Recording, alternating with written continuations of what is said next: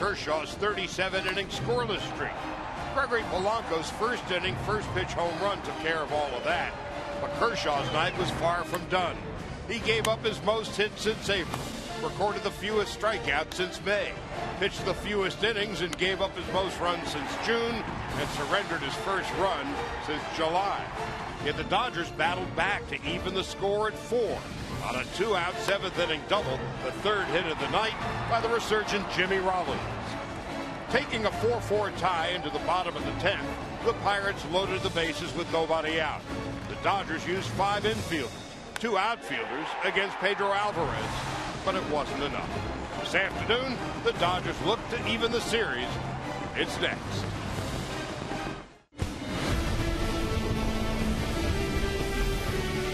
It's a beautiful day for baseball, and live from PNC Park in Pittsburgh, Sportsnet LA presents the Los Angeles Dodgers and the Pittsburgh Pirates in Game 2 of this 3-game series.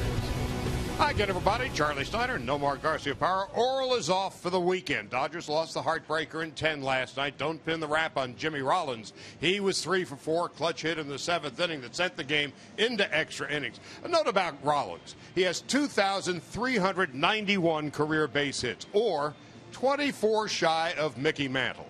And in the last 2 weeks, he has been a house of fire. Well, the last 14 games, his batting average 340. His on-base percentage over 400. He definitely has been swinging a hot bat. He started off in the leadoff spot earlier in the season and then started to struggle, so they moved him down in the lineup. But for me, it is a better Dodger lineup when he is batting leadoff. He brings a running game. Had a stolen base yesterday. They hit and run. We know he's been clutch his entire career, and he also brings some excitement to this ball club as well. Jimmy Rollins, when he's swinging a hot bat, Dodgers have a tendency to win.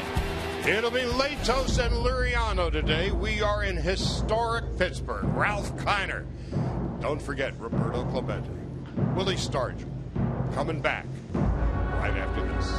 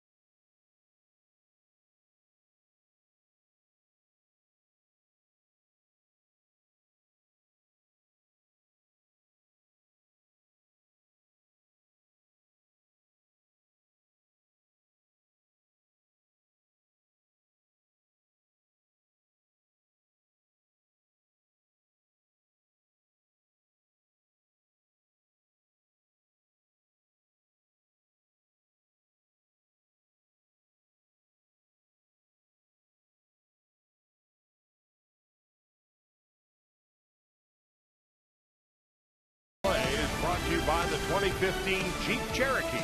with an EPA estimated 31 highway MPG. It's the perfect choice. Visit Jeep.com today. 82 degrees, partly cloudy skies on this Saturday afternoon in Pittsburgh. Game 2 of the 3-game set. And as play begins this afternoon, the Dodgers 3 in front of the Giants, 8.5 ahead of Arizona. San Diego 10.5 games off the pace. Colorado in 5th, 15 back. Our closed captioning is brought to you by First 5 California. Talk, read, sing. It changes everything. So last night the Dodgers lose 5-4 in 10 on a night when Gonzalez and Grandal combined to go 0 for 10. They hung tough. Rollins had a big night, and he'll be leading it off once again this afternoon with Kendrick and Gonzalez to follow. Van Slyke, Puig, and Hernandez in the middle. A.J. Ellis, Alex Guerrero, Matt Latos batting ninth, and that's your Honda starting lineup. And they're going to be facing the 31-year-old veteran left-hander, Francisco Liriano. Well, Liriano comes at you with predominantly just 3 pitches. That's a fastball, slider, and changeup. But all 3 pitches are really, really good. I mean, he's got a fastball that hovers down to the low to the mid-90s fastball. But all 3 of his pitches have a late break. His fastball, when facing a right-hander, has a late tail away from a right-handed batter. His changeup has a late break down and away from a right-handed hitter. And his slider, well, it looks like a fastball out of his hand and has a late break that can do with the back foot on a right-hander. So he's tough, but make sure he has his command today, because sometimes he loses it, and that's when he gets in trouble. Well, Liriano throughout his career has really kind of been up and down. He's had losing seasons of 5-13, 6-12, and 7-10. He's also had winning seasons of 12-3 and 16-8, 7-6 on the year. Last year, he had a losing season, but when right, he is awfully tough. In his last 5 starts, 3-0. He has struck out 32 at an ERA just a shade over 2. Defensively behind him on this Saturday afternoon in the outfield, Starling Marte, who leads the National League with 10 outfield assists in left. McCutcheon in center, Blanco in right. Ramirez at third. Jung Ho Kang is the shortstop, and he's a terrific young player. Neil Walker at second base. Pedro Alvarez, who had the game-winning hit last night at first. Francisco Cervelli is behind the plate. One thing teams can do and have done against Cervelli this year is run against him. There have been 62 stolen bases against the Pirate catcher. He has thrown out 11 of them as Jimmy Rollins makes his way toward the batter's box. As Omar mentioned in the open, Rollins has really turned it around. Jimmy in his last 14 games hitting .340. He has a hit in 7 of his last 8. And Kendrick, who is on deck, has 3 straight multi-hit games and 4 in his last 5. So away we go. The Pirates at 63-44. They've won 14 of their last 17 at home. First pitch, ground ball, base hit into right field. So Jimmy Rollins continues his hot hitting. A leadoff single to right. Well, we saw yesterday Gregory Polanco taking advantage of the first pitch off Clayton Kershaw and hitting a home run. Jimmy Rollins not wasting any time. He gets a pitch he likes, and what I really like is that it's the first pitch and he goes the other way with it down the right field line for a nice base hit. So what is Rollins doing differently the last couple of weeks where he struggled so much in the first few months? He's made some adjustments at the plate. I've seen that even from the right side, staying on the ball better, such as that one. It was a perfect example. Going to right field, not pulling off the ball, and he's really tried to make an effort to do the same thing on the left side. Now here's Kendrick stepping in. Kendrick 2 for 5 last night. And Howie has 36 multi-hit games. He's had 2 or more in 4 of the last 5. Rollins 9 stolen bases. Liriano deals inside and low, 1 ball and no strikes. We talked about how important Jimmy Rollins at the top of this lineup. I think this team is just a different dynamic with him. He also brings that running game. He had a stolen base yesterday. Also, we saw a couple games ago too with him and Howie Kendrick doing a hit and run and executing it perfectly. So we'll see if there any of those thoughts are going on right now. There goes Rollins. A little comebacker. Liriano's going to throw to second base, and it's a mistake on both ends. Liriano Trying to rush a play that he really never had, especially with Rollins going on the pitch.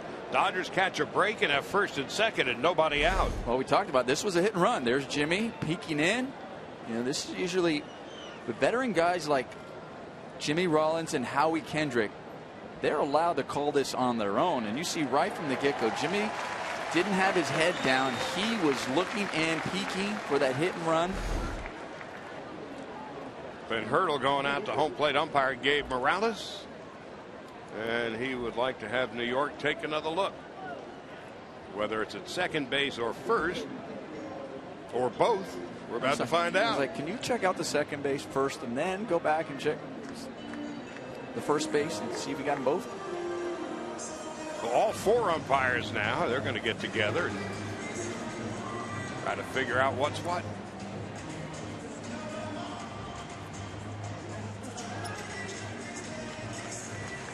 Famously, the 1962 Mets had a catcher named Choo Choo Coleman, who arrived at third base with what they thought was a triple. There's Kendrick.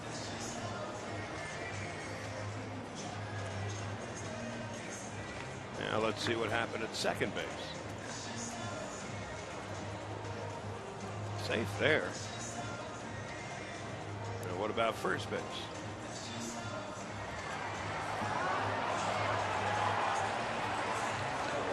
What I wanted to make Coleman, again, the 62 Mets have lost 120 games in every comparative, the worst team that was ever fielded. He hit what they thought was a triple. The other team came out and said they had missed second base. Casey Stengel came running out and the umpire said, don't worry, he missed first base too. That one, I'll tell you what, Charlie, they're showing that one. That's one at second base is really close. Well, will Hurdle get one or two for the price of one, or come up empty?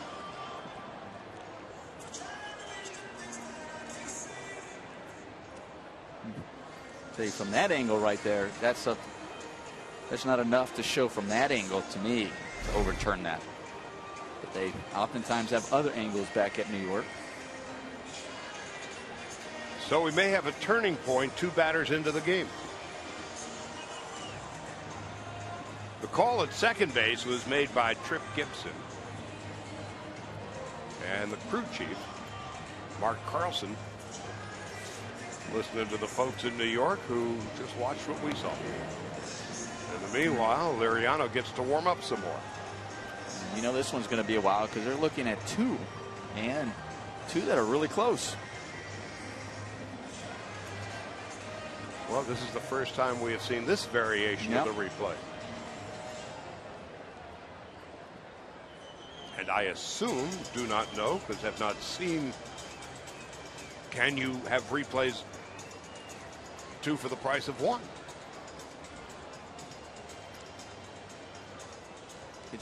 You lose your challenge if you're wrong. Then you lose 2? Well, that's what I'm saying, right? If you're like, okay, I want you on second. Okay, I was wrong. Well, we can't look at first because you missed that one. Let's freeze frame second base.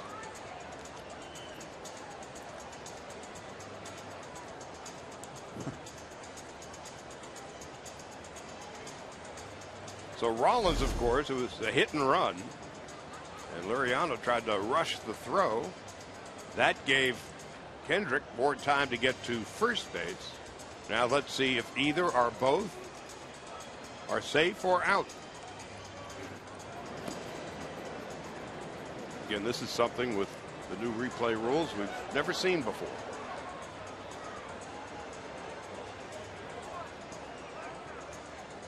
And they continue to look.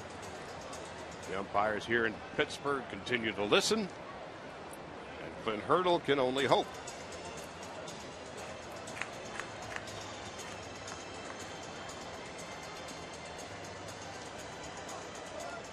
Under normal circumstances, most replay reviews last about 90 seconds. Let's see what happens here.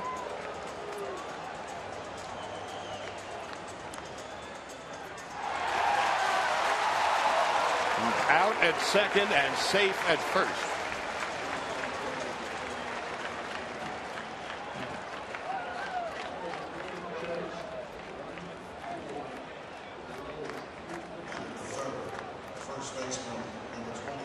Kendrick is aboard on the force out.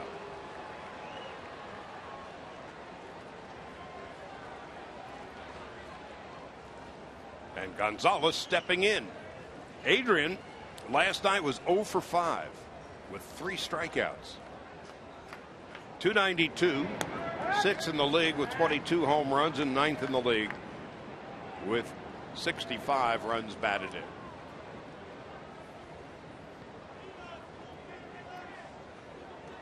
Van Slyke on deck. Ethier, Peterson, Callaspo, Grandal all sitting today against Liriano.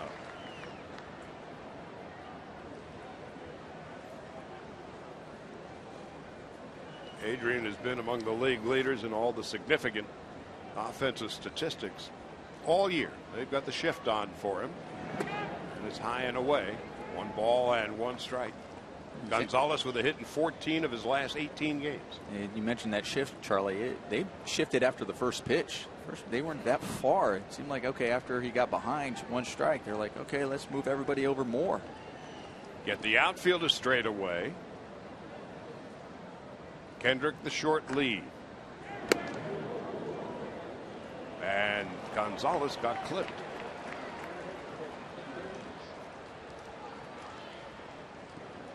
Dodgers now 1st and 2nd with 1 man out. These are the ones as a batter where you don't mind getting hit. It looks like it might have gotten a shirt there. You're like, all right, I didn't have to wear it all the way, but it definitely got my shirt. He had that reaction, and both umpire and Adrian knew right away. Ow, my shirt. Yeah. Van Slyke, one of the reasons he is in today, his ability to hit left-handers. 4 home runs, 19 runs batted in. Kendrick at second, Gonzalez at first. Partly cloudy skies, 82 degrees, humid today. And Van Slyke takes high and away. 1 ball and no strikes.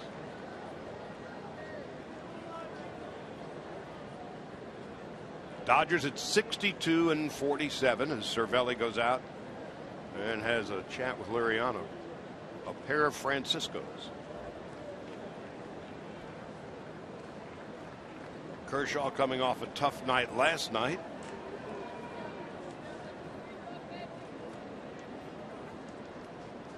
All that build up for that 37 consecutive innings scoreless streak.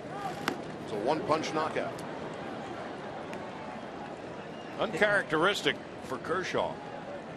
But characteristic of Kershaw, you know, talking to him after the game, reporter is like, yeah, it was a tough one, and it wasn't about the streak. I just wanted to get the win.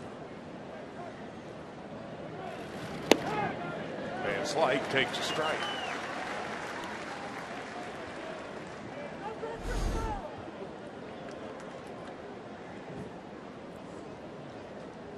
That one showing that it was off the plate, but Liriano gets the call. And it's 2-1 with Puig on deck. Drilled into left field for a base hit. Kendrick rounding third. He's on his way home without a throw. An RBI single for Scott Van Slyke, and the Dodgers take a 1-0 lead.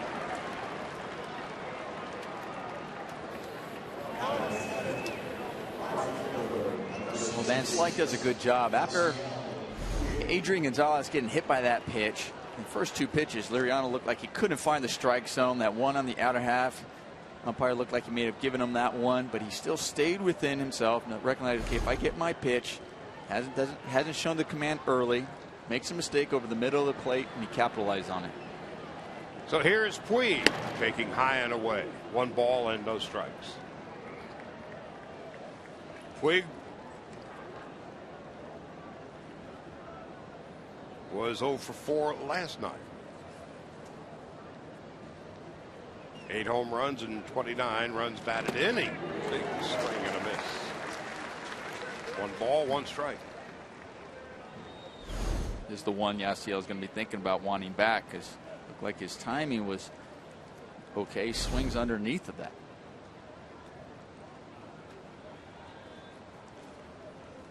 Gonzalez the lead man, and Van Slyke behind him at first. Puig fouls it off the end of the bat. You've been talking the last few games about Puig and some of the adjustments he's been making at the plate. Yeah, well, he's opened up that front foot just a little bit, trying to possibly see the ball better, getting two eyes on it. But he still has a tendency to reach for the ball. Kike Hernandez on deck. A 1-2. We'll do it again. You've seen over those last couple of ones, the ones where he swung through that first one, and the pitch before that one where he fouled off, where it just kind of, he's casting out a little bit. So it's definitely a work in progress. It's not going to happen overnight. 1 ball, 2 strikes. A run in here in the first. Inside and low. And it's 2-2. Francisco Liriano is 31 out of the Dominican Republic. As we mentioned, he's had a real up and down career. And he's got Puig on strikes. Liriano threw a no-hitter in 2011. Well, talked about the command. Liriano hasn't shown the command. They want that ball in the inner half. That ball was up and away, definitely a ball, and Puig helps him out by chasing it. In 2011, when with the Twins, he shut out the White Sox. And on no hits. 1 zip. He walked 6 that day. But he held Adam Dunn, Paul Konerko, A.J. Pierzynski, among others, hitless. And who pitched for the White Sox that day? Former Dodger Edwin Jackson. There's a strike to Kike Hernandez. Starting in center field today. Charlie, you've seen a lot of games. I mean, I've heard with that no-hitter, it was like, oh, it was an ugly no-hitter. Have you ever heard of an ugly no-hitter? Could that be? Not if it's yours. Well, that's what I'm going. It's a no-hitter. 0-1. It's outside. I'm sure there's some no-hitters that may seem more dominant performance than others. Okay, you can see that, but it's a no-hitter nonetheless. And after the no-hitter, again, the up and down nature of his career, after that no-hitter 4 years ago, his ERA was lowered to 6.61. So when you're hot, you're hot. And it's 1-2 to Hernandez with 3 home runs and 12 runs batted in. If I'm on the team that just got no hit, I'm not saying, yeah, but it was ugly. I'm just going, yeah, he shut us down.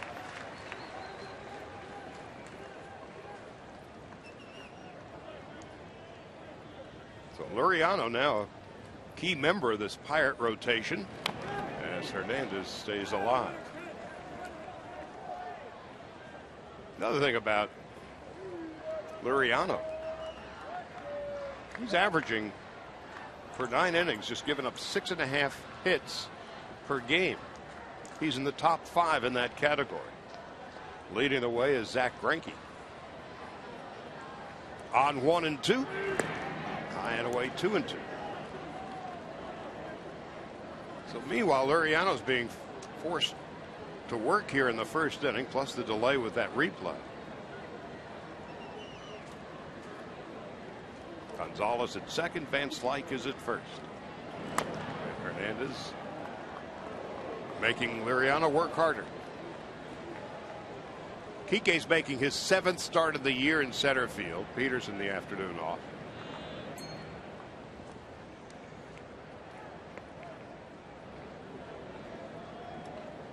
A.J. Ellis making his 2nd start since coming off the DL on deck. And the 2-2. Inside and low, 3-2.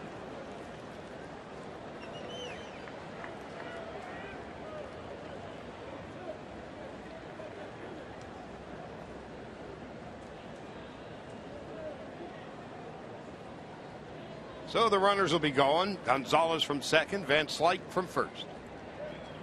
And the bases are loaded.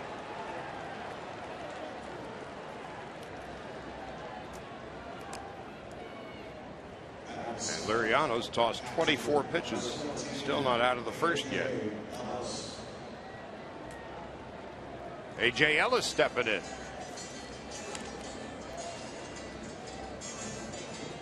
Ellis in his first game back on Wednesday in Philadelphia was 0 for 3 and a walk.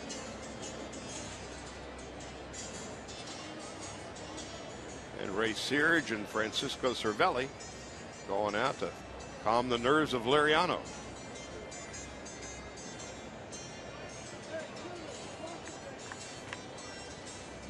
So Latos sitting and watching and waiting to make his second start for the Dodgers. And there's AJ. You mentioned that AJ first start after being on the DL. But prior to that, he was really swinging the hot bat. He's safely in 6 of the last 7 games, batting .348. And here he is to give the Dodgers a chance to get a big lead in the first. With Gonzalez and Van Slyke and Hernandez on the bases.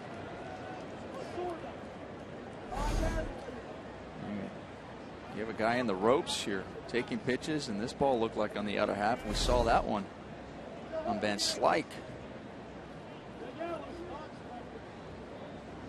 Tail away and get called for a strike. Ellis takes low. That is 1 ball, 1 strike. Alex Guerrero is on deck.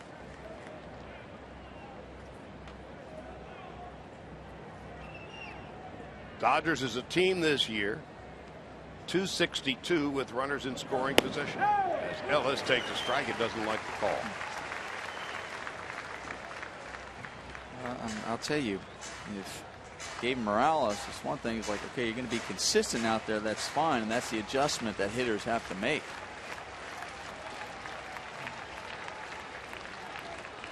One and two. Inside and blocked by Cervelli. It's 2 balls and 2 strikes.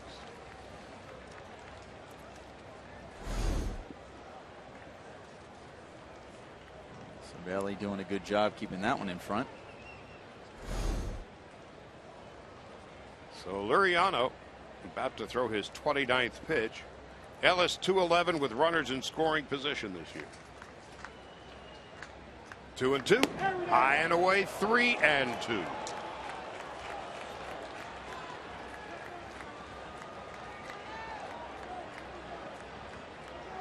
So this is a very big pitch in the game, and we're still in the first. The runners go. Here's the pitch. Grounded slowly to third, and Ramirez will step on the bag, and that's going to do it. Dodgers come up with 1 run, 2 hits, and leave 3. Matt Latos about ready to make his second start with the Dodgers, his 18th of the season, with a 1-0 lead.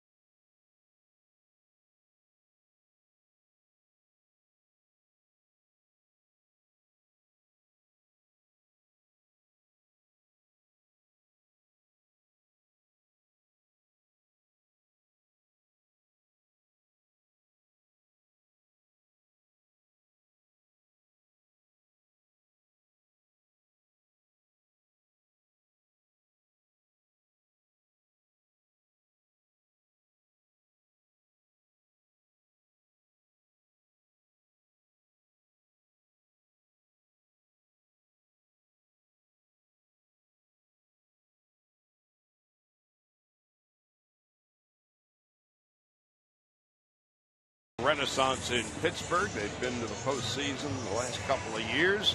Now in his 5th season, and here's the Honda starting lineup he has put together. Beginning with Gregory Polanco, who hit that leadoff home run off Kershaw last night. Starling Marte and Andrew McCutchen. Aramis Ramirez, Jung Ho Kang, and Neil Walker at second base. Alvarez had the game-winning hit. last night. And Cervelli is the catcher. Liriano is the pitcher. And here is Latos and his 18th start of the year. Second in a Dodger uniform, and his first time watching him, Dodger fans. He's got a fastball, curveball, changeup, slider, and a critter. And I said that correctly. Not a splitter, but a critter. And the reason we call it, this is the nickname it was given, because look at that grip. It's kind of like a changeup grip with a knuckle curve mixed into it, and he throws it and he flicks the finger, index finger out when he releases it. He doesn't know where it's going, which way it's going to break, but he will throw it. Of course, Clayton Kershaw has Uncle Charlie, and Matt Latos has a critter. Exactly. And Gregory Polanco will lead it off. Polanco last night was 2 for 5. First pitch of the game. He hit the home run off Clayton Kershaw. And for Polanco, his first home run against a left-handed pitcher. First pitch of the game. And there's a strike, and it's 0-1.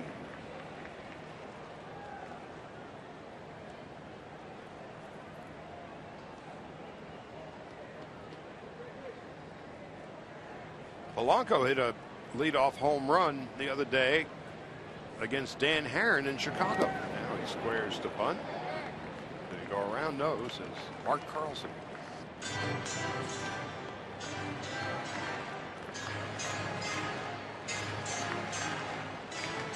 So Polanco has become the everyday right fielder with the Pirates. Has a half a dozen home runs. Runs well, 18 stolen bases. Guerrero off the line at third, his toes on the grass.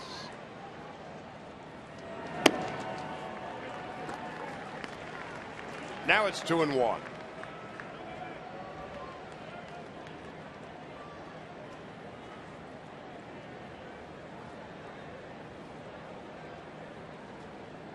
Pirates this year against National League Western Division teams are 12-2.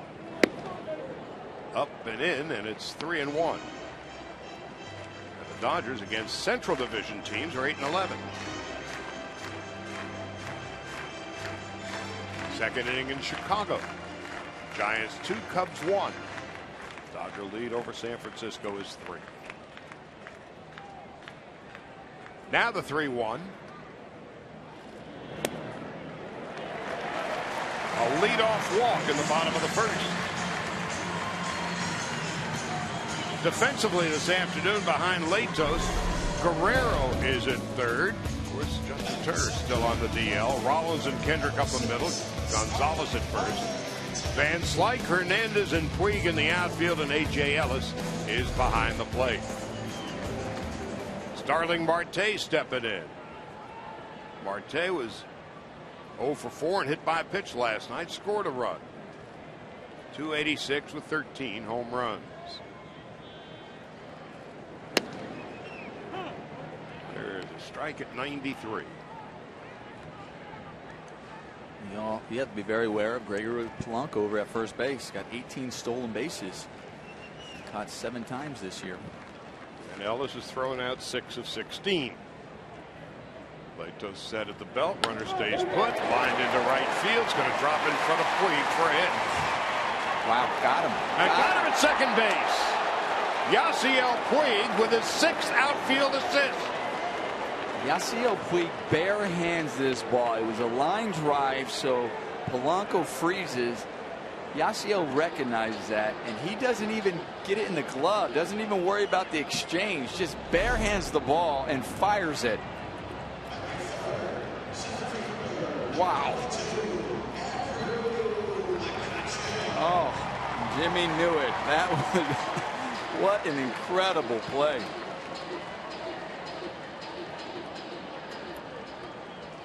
Jimmy Rollins took the throw like a first baseman stretching.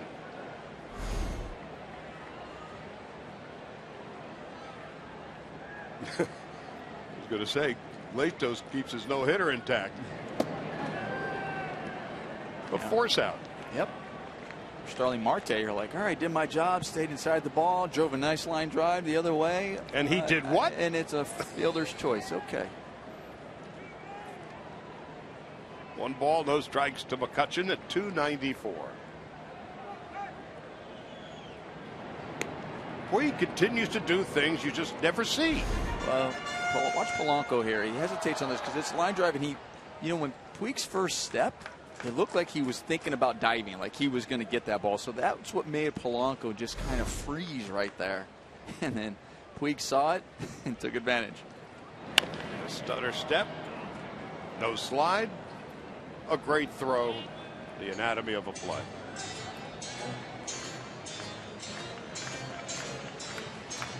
Puig, when he got the out, he was fist pumping too. He was so excited. That's what he lives for. Every time we know there's a possible play, we all hold our breath and we're like, okay, there's a possibility of seeing something special. Well, that was definitely special right there. Puig does stuff.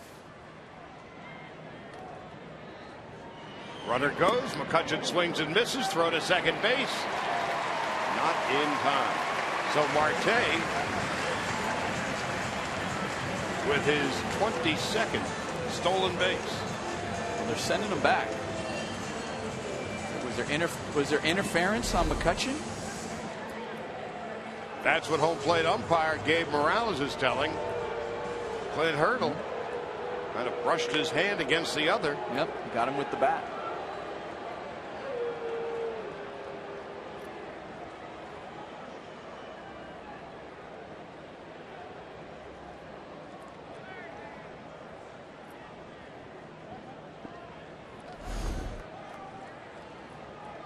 Wait a minute, if that's interference, he should be out. He should be out. If you're sending them back. And that's what Mattingly wants to get clarification about.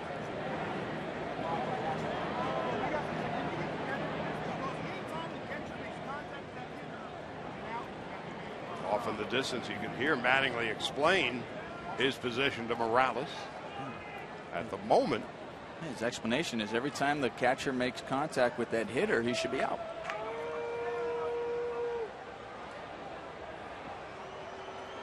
Crew chief Mark Carlson walking slowly in from third base.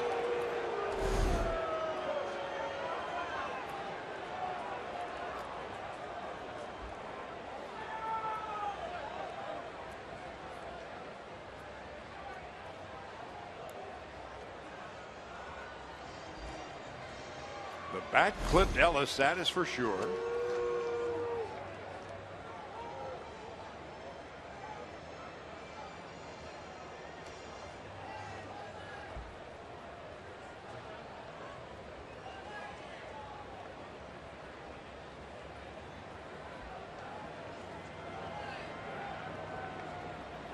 Well, it's 1 ball and 2 strikes. I'm going to have to go look that one up, Charlie. Yeah.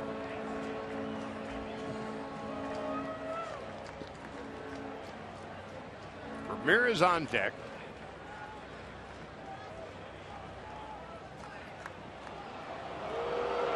Well, this first inning, top and bottom have been really out of sequence. You had one replay for 2 plays in the top half of the first. You have a leadoff walk. Marte, a fielder's choice in which Polanco would be forced out at second base. McCutchen clips Ellis on the wing and fouls it off to the right and out of play. Marte appeared to have second base stolen and was sent back to first.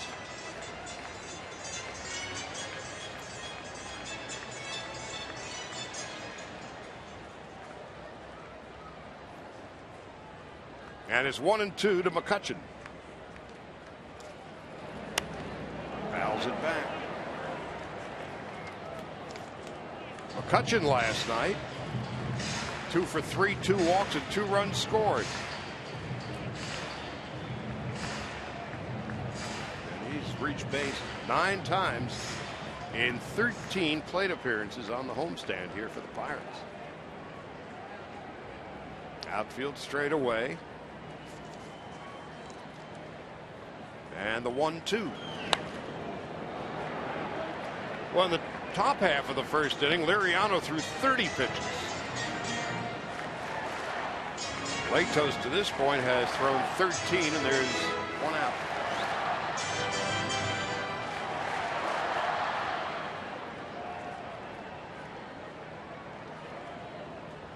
Ramirez on deck.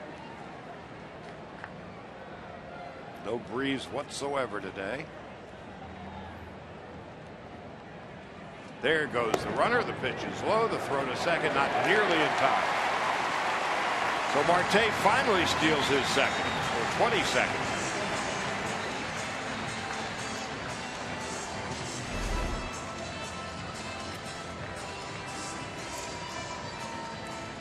Looked like, I don't even know if Ellis had a grip on that ball.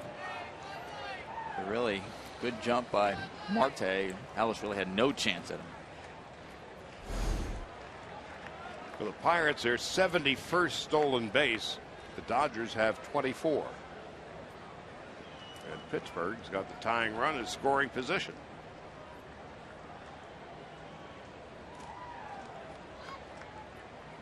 Well, last night was a trudge from beginning to end. 3 hours and 42 minutes. Here's a 2-2. Another foul back. So here it is, Charlie. Rule 606C. He said if there's interference, but if the umpire rules it unintentional, the runners go back and the ball is ruled a strike, as it was a swing and miss there, but it was unintentional contact. That's why he's not out, and they just sent him back. Well, Mattingly pleaded his case and came up short. Latos misses outside 3-2. But the interesting thing is, if you swing at a ball and you fall over the plate and the catcher throws through you and makes contact with you, maybe it's because you're saying you're out of the batter's box, but I'm like, it's not like I see many guys saying, well, that was intentional. I didn't mean to. So on 3-2, McCutchen fouls another one off.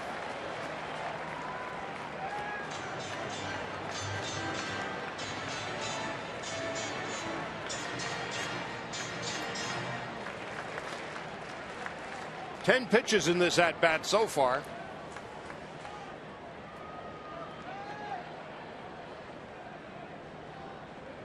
And so McCutchen wearing out Latos here in the first.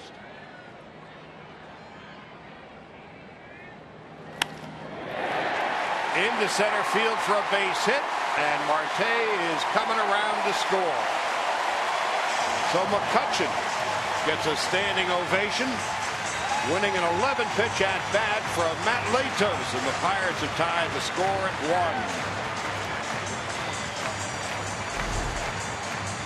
1. So we have an unintentional interference here in this at bat. He battles off tough pitches, and even that one, he fights that one off. Good pitch on the inner half. Wasn't hit very hard, just good placement. McCutchen leading the National League, hitting with runners in scoring position at 400, and has just went up a notch with his 70th run batted in. Now Ramirez takes low, 1 ball and no strikes. That was quite a battle won by McCutchen.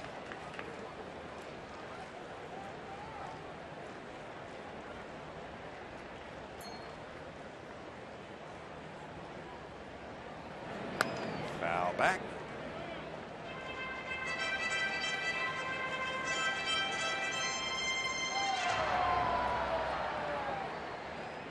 Of all the third basemen who ever played the game, Ramirez ranks 5th in home runs.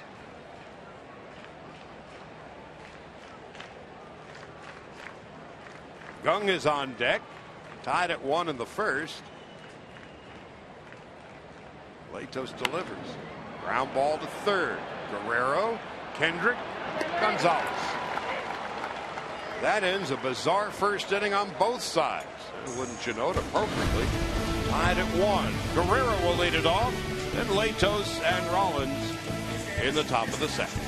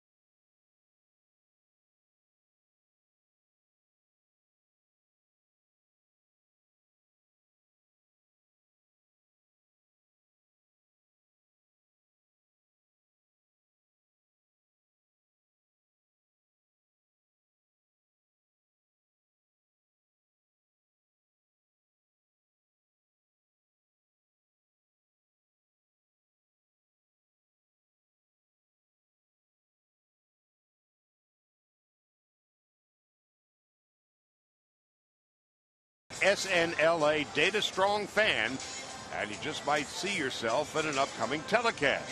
Brought to you by T-Mobile. Alex Guerrero will lead it off. Lato's on deck. Lato's is a good hitting pitcher. And then Jimmy Rollins. Guerrero at 233 with 11 home runs, 32 runs batted in. Getting the start this afternoon. Callaspo started last night. Turner remains on the DL, trying to get over that leg infection.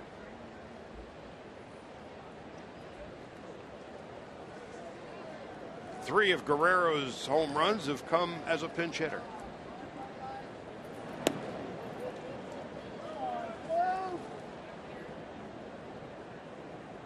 And 9 of his 32 runs batted in have come as a pinch hitter. 1 ball and 1 strike. So a wacky first inning, top and bottom. Yeah, Charlie, I found the exact wording in the rule book on that play. It says if a batter strikes at a ball and misses and swings so hard he carries the ball all the way around and in the umpire's judgment unintentionally hits the catcher or the ball in back of him on the backswing, it shall be called a strike only, not interference. The ball will be dead, however, and no runners shall advance on the play. The 1-2, Guerrero fouls it back. So now we all feel better about ourselves. We know it. There it is. That was the rule. It was right. And so on the next pitch, Marte would steal second base anyway. And then come around to score after an 11-pitch at-bat, Andrew McCutchen driving him in. And after a wacky first inning, top and bottom, all even at 1.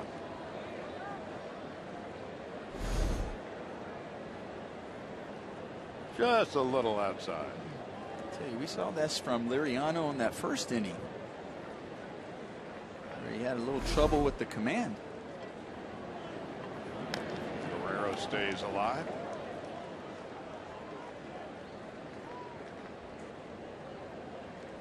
See, for me, Guerrero, he's been struggling, but there's just been it's a little pulling out, just a hair with that front shoulder, and kind of evident on that swing right there. Stays in a little longer, he'll be squaring some balls up. Down on strike, second strikeout for Liriano.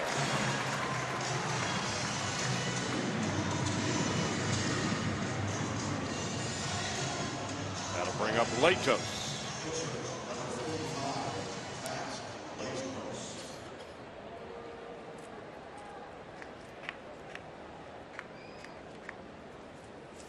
Last Sunday, in his Dodger debut, Latos had a couple of hits. 6 for 20 on the year with 1 run batted in.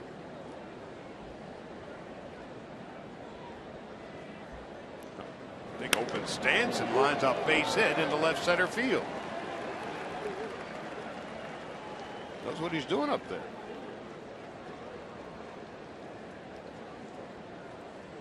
Well, it's always an advantage when you have a pitcher who gives you a quality at bat up there, who's a threat at the plate. He stayed on that nicely. It's scary when you're as hitters and you're doing that every day and you see the pitcher come through and then you also see that view and watching him swing. We're like, am I really going to look at a pitcher and say, gosh, I should model that because that looked nice? Here's Jimmy Rollins, who singled to right in his first at bat. So Jimmy continues his hot pace.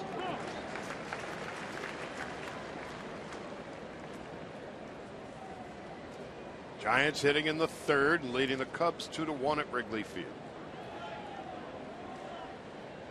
Latos isn't going anywhere. Liriano deals, and Rollins takes low. 1-1. Jimmy up to 2 1/4. And when you consider how down he was numerically, he has been hot in his last 14 games. He is 19 for 54. Got a .345 clip with 3 home runs and 6 doubles. An on base percentage of over .400. Kendrick, who's been every bit as hot the last couple of weeks. On deck. Marlins takes a ball, third strike, and for Liriano's third strikeout of the game.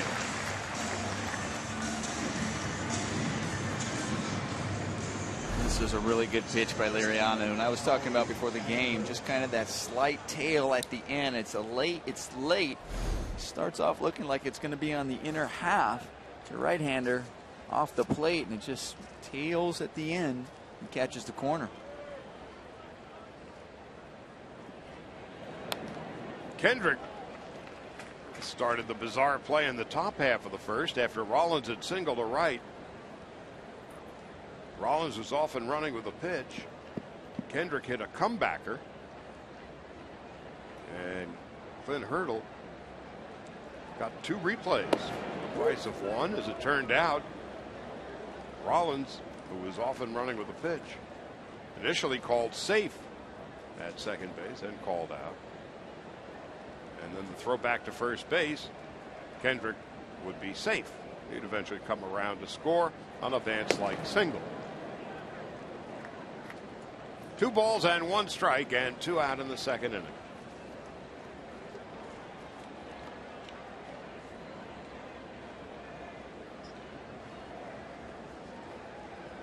Dodgers with 3 hits. Latos a short lead at first.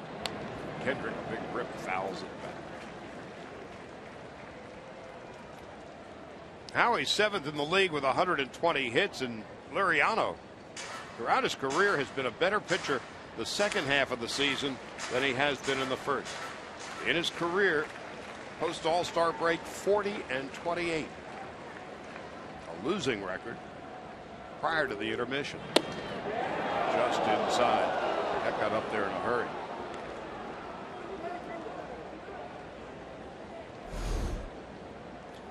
Was trying to get that same pitch that he struck Jimmy Rollins on. That one was too far and didn't tail back enough. Still can freeze a right-hander. 3-2. There goes Latos. Here's the pitch. Ground ball up the middle. Backhanded and off the glove of Walker, and going to third is Latos. It was a really good raid by Matt Latos. He hustled down there, recognizing that it was going to possibly be a play. Neil Walker trying to come up with the play that we saw Sean Rodriguez make yesterday, where he goes to his backhand and then flips it with his glove. But Neil Walker, I think, tried to flip it too soon and never really gets it in the glove. So he lifted it, and Latos just reading it. So now the Dodgers catch a break. Gonzalez is coming up with runners at the corners. So heads up base running for Latos. Walker, the Pittsburgh native. And Gonzalez hit by a pitch in his first at bat.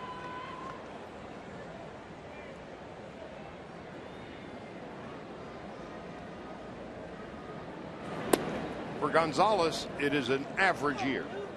His career batting average 293. He's at 292.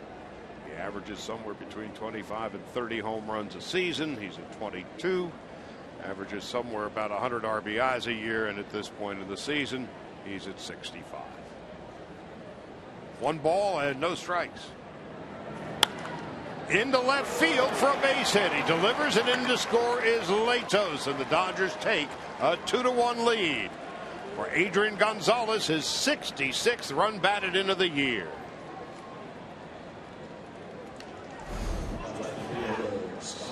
Adrian Gonzalez knows what they want to do to him. Stays on the ball.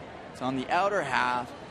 They're playing him to pull. Shortstop's playing him over closer to second base, and he hits that hole. Just stays with it. Not a huge, big swing. Just drives it over there.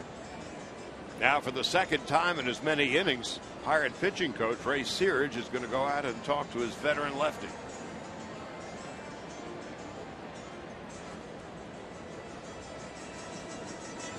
Ray Searage and 2 Franciscos, Liriano and Cervelli. Meanwhile, already, as you see, 51 pitches thrown by Liriano. At this pace, he's not going to be around long.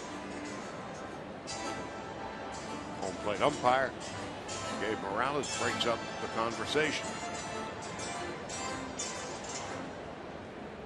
Now Van Slyke stepping in. Scott with a base hit into left field in his first at bat, knocking in Howie Kendricks, and the Dodgers with a 2-1 lead. Puig is on deck. Latos, a 1-out single. Kendrick, an infield hit. Latos would go to third, and Gonzalez with the RBI, and Van Slyke starting today with the lefty going. Takes low and outside, 1 ball, no strikes. It was a good base running by Latos. Him getting to third created that RBI there for Adrian Gonzalez, because him setting in second would have been close. They would have, don't know if you would have sent him or not. Throw down to second base. And Kendrick just gets back head first.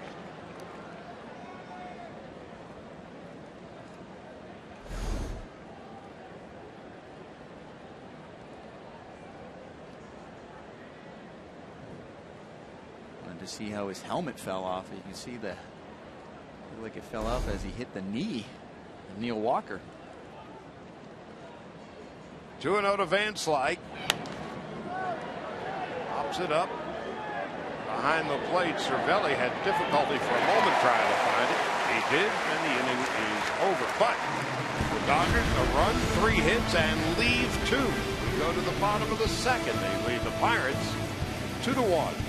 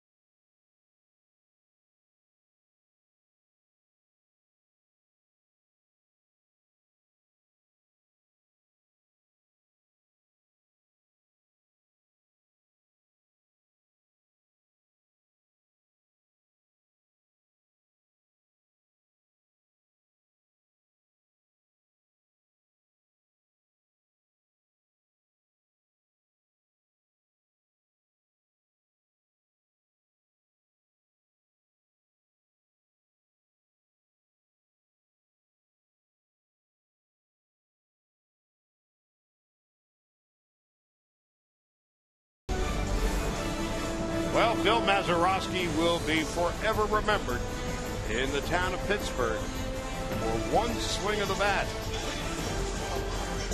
against Ralph Terry, Game 7 of the World Series. Left fielder for the Yankees that day going back was Yogi Berra. And Mazeroski, outside of perhaps the immaculate reception of Franco Harris, the single biggest sporting moment in Pittsburgh history. Jung-Ho Kang will lead it off. Maz, of course, in the Hall of Fame, and a beloved figure in this town. Kang, Walker, and Alvarez. Latos now has a 2-1 lead to work with. We're just in the bottom of the second. Kang last night was 2 for 4, a walk and a run scored.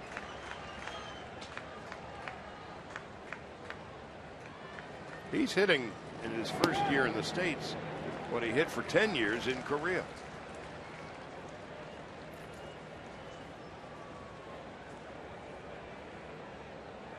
In Korea, he was a .298 hitter.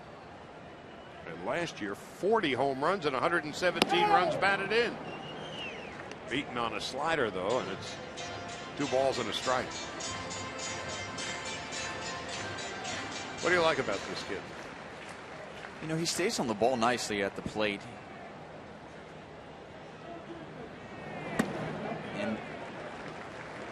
And he'll adjust when he has 2 strikes. It doesn't. You mentioned that he has 40 home runs, but it's not always a big swing to try to hit a home run every single swing. Watching him on defense, just his movements out there at shortstop too. They're very fluid. They're instinctive. And now on 3-1. Lines a single into center field. The word that comes to mind when I watch him: contain. On both sides of the ball. That's a good word to use, but even we see that late kick that he has, and the Dodgers should be familiar with a big late kick like that with Justin Turner, but both of those guys, Gong and Turner, there's still a balance even with that late kick. Even as it's coming down, their whole body isn't necessarily out in front where they're caught off. They're still, like you said, good containment. They're contained with their body to give themselves a chance even on off-speed pitches. Neil Walker, switch hitter, at 269 on the year. Lines up base hit into right. This has the makings of a street fight this afternoon. First and second, nobody out. Here's Pedro Alvarez coming up. He put an end to last night's game. Dodgers had 5 infielders and nobody in right. If they had 5 fielders in right field, wouldn't have made any difference anyway.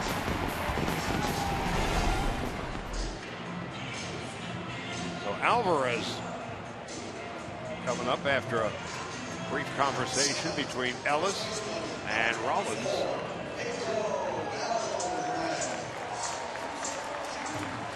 Had the walk-off hit against J.P. Howell last night.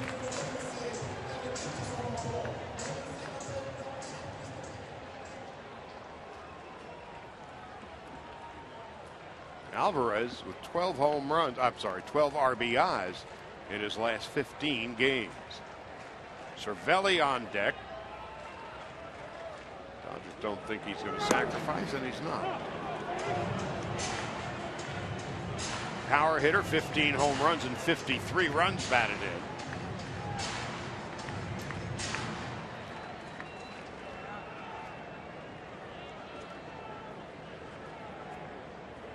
Alvarez now 28, 6th big league season, all with the Pirates. Kendrick, underhand flip, runners advance.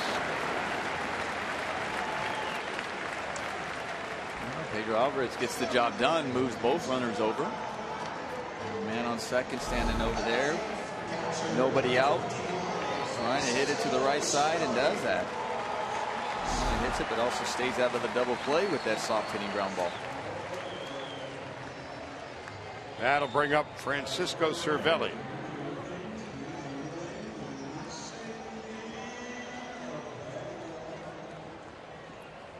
Cervelli at 304, 5 home runs and 33 runs batted in.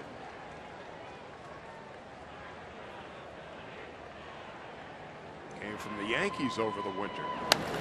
Slashes and foul.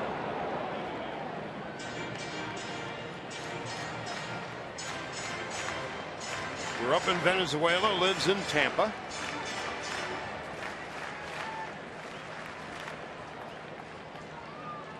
In 2010, he had as many as 266 at-bats. And so he has had more at-bats this year than at any point in his career. This is his 290th. Blocked by Ellis, not far enough for the runners to advance.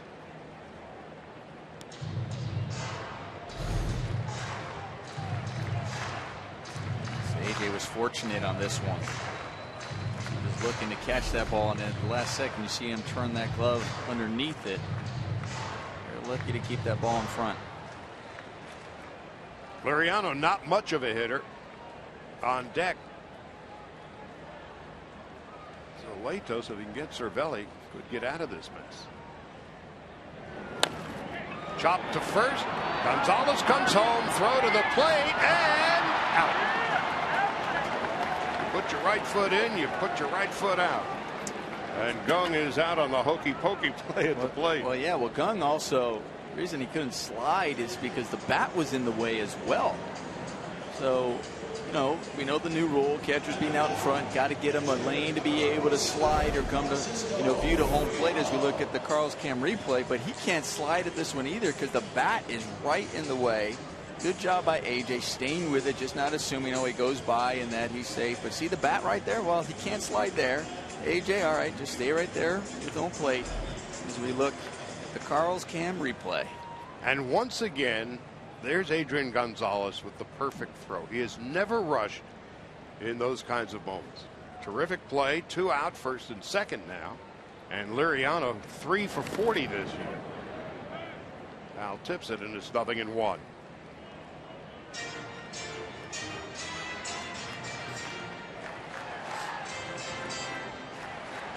Gonzalez has an accurate a throwing arm as any first baseman around, and never rushed.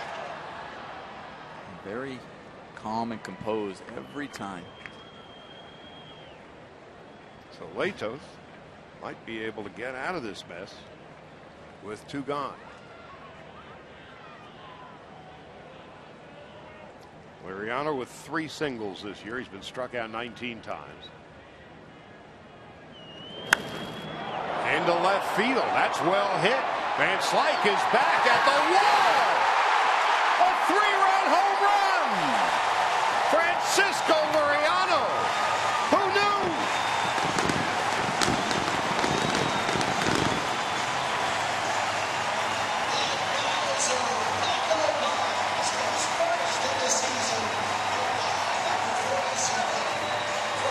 That is his first big league home run.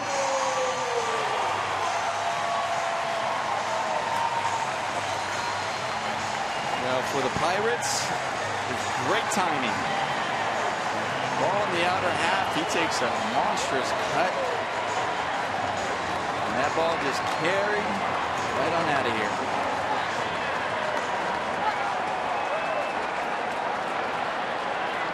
Francisco Liriano broke into the bigs in 2005 and, of course, spent most of his time in the American League.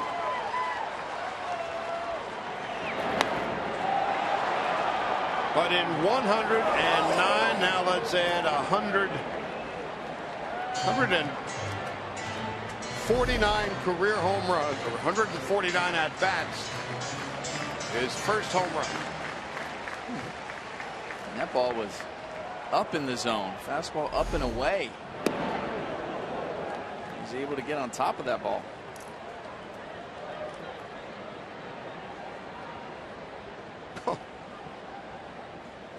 Didn't see that one coming, huh, Charlie? Either did Latos. First big league home run. 3-run shot. In 172 plate appearances. And the Pirates lead 4-2.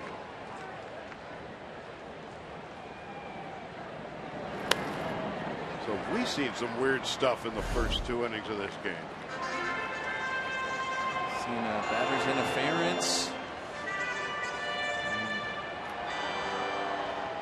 I mean, off the bat, I mean, it sounded like he hit it solid, and you're looking at down the line, you're going, it's going. I think Van Slyke saw the same thing as he's going, is this really carrying away from me? And great effort by Van Slyke as he dives into the stands.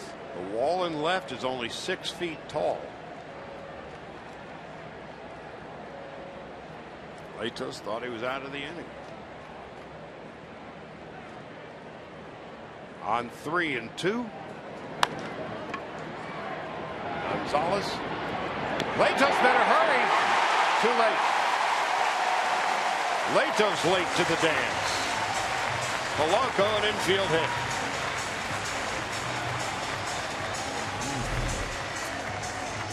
just fundamentals. You got to get over there. I mean, obviously give up that home run, but you really got to know who's at the plate. Infielders are always aware who's at the plate in their speed. Pitcher has to do the same thing and go, okay, I got to hustle over there and get there. He's got to help himself out here. Late to the dance. He's safe. So the Pirates with a 4-2 lead. The 3-run home run for Liriano. First of his career. And Polanco with the infield hit. Latos late covering first base. Now Marte.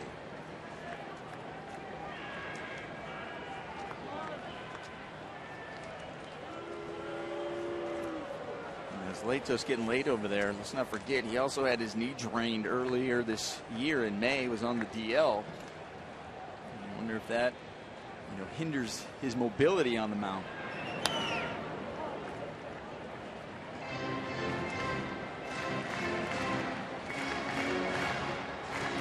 Well, another sold-out house here at PNC Park. And these energized Pirates have a 5-game lead in the wild card race. They're 6 behind the Cardinals in the race in the Central Division. Pirates 63-44. The Dodgers 62-47. Meanwhile, in Chicago, they're playing in the top of the 4th, and the Cubs lead the Giants 3-2.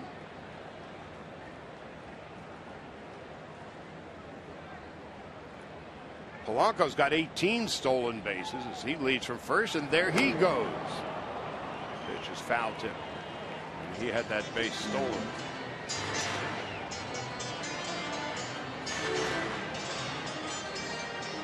I'm sure Marte's a little frustrated with himself. So it's difficult as a hitter. It's different if it's 1-0 or you're ahead in the count and you see that jump. But when you're behind in it, you're already 0-1. It's hard. You just tell yourself to take it and let him get to second base for you. That's a lot of decision making to make in a split second. Nothing in 2 to Marte. There goes the runner again. It's funny. It's funny you say that, Charlie. You're right. There is a lot that you have to think about in that instant. When you see it, I remember when I was playing and I knew there was a base stealer, and I would say, listen, if I have 2 strikes, just don't go. Just stay there with 2 strikes. And obviously it's different when it's a full count and you're running, but if I'm behind in the count, just stay there because I will see you go and hesitate. 1-2. Foul back and out of play. Latos is laboring out there today. 44 pitches. 11 of them came to McCutchen in the first inning. He would eventually deliver an RBI single. This is going to be the 24th pitch of the second inning that featured a 3-run home run by Francisco Liriano, the first of his career. Little chopper slowly hit to second. Kendrick will throw him out, and that'll end the inning. But the Pirates come up with 4 runs, 4 hits, and leave 1, and lead 4-2 as we go to the 3rd.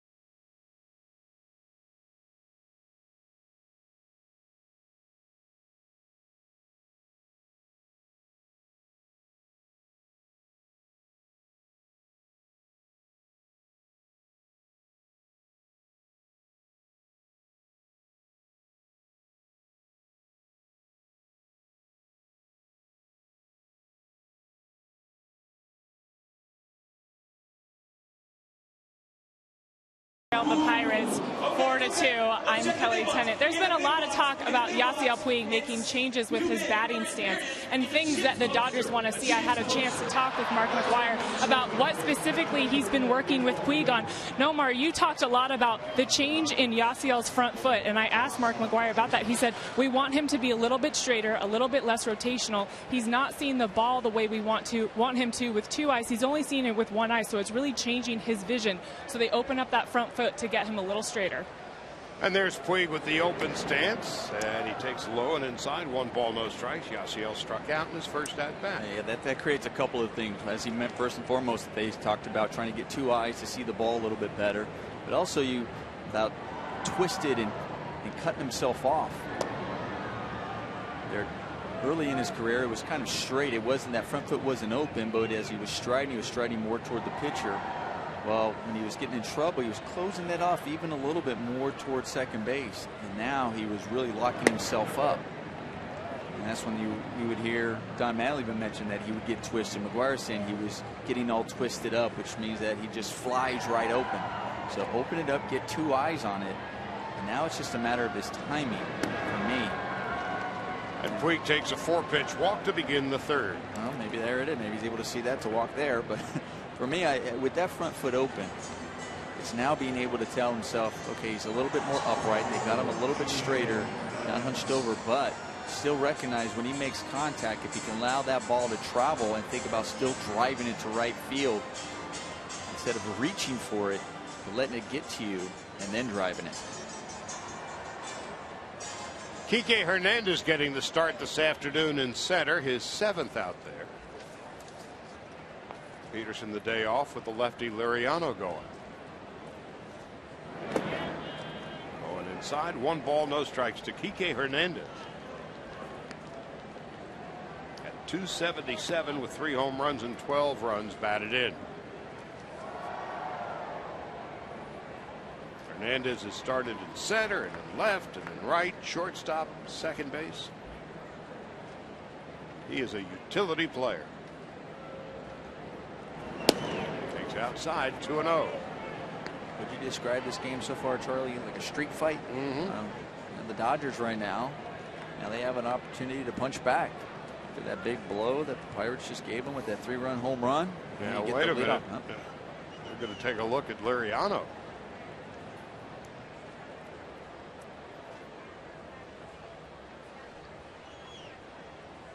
And Hurdle going out there.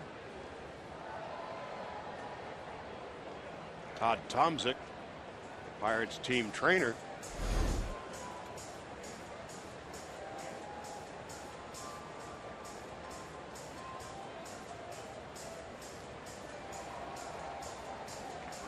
Didn't see too much there. Obviously, they saw something. Todd Tomczyk, the team trainer of the Pirates, used to be an assistant team trainer with the Dodgers.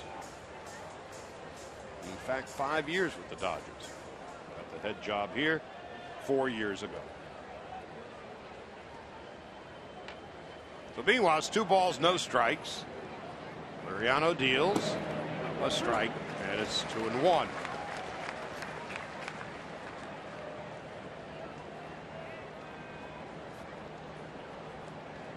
A.J. Ellis is on deck.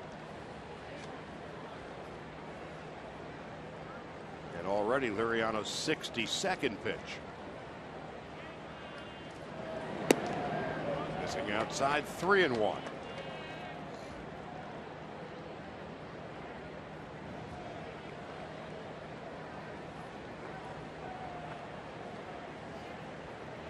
So Puig is at first base, being held on by Alvarez.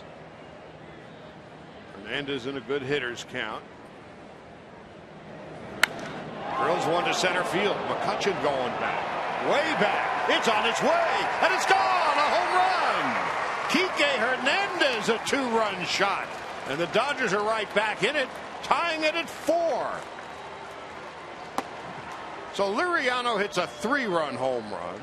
Kike Hernandez hits a monstrous shot over the wall in center. And it's a brand new ball game. Kike Hernandez gets in the hitter's count, 3-1. You're going, I'm looking in one spot. Give me that fastball, and he takes a big swing, a beautiful swing, drives it back to center field, gets all of it. And he knew it right when he hit that was going out for him. Break out the banana splits.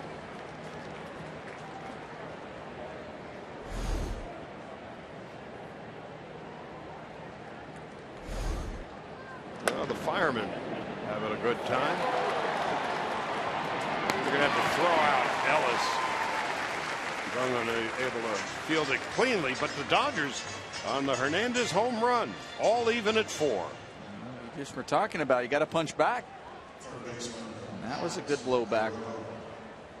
This is going to be one of those days.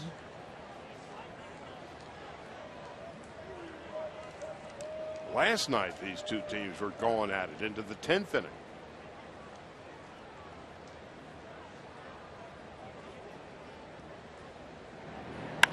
And that's a line drive into left field for a base hit. Alex Guerrero. It's been a while since he really put the wood to it like that. That's got to feel good. When you're struggling, you're going, I'm just looking for some good solid contact. Ball comes on the inner half. He stays on it. A nice swing. Now Lato's coming up. He singled and scored a run in the second inning. We're just in the third, top half, 1 out. The two teams have combined for 8 runs and 12 hits. Lato's a good bunter, takes it back, 0-1. 9 sacrifice bunts for Matt Latos.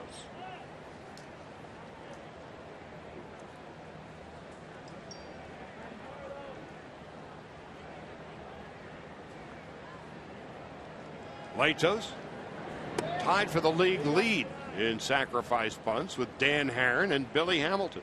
All have 9. 1 ball and 1 strike and 1 out and 2 in the third.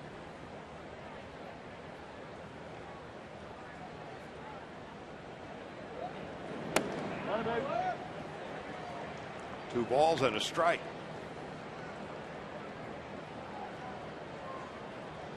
No zeros on the scoreboard. The Dodgers with 1 in the first, 1 in the second, and 2 in the third.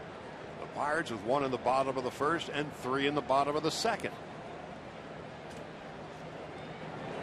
Latos with the bunt, throwing to second base. Out at second, safe at first.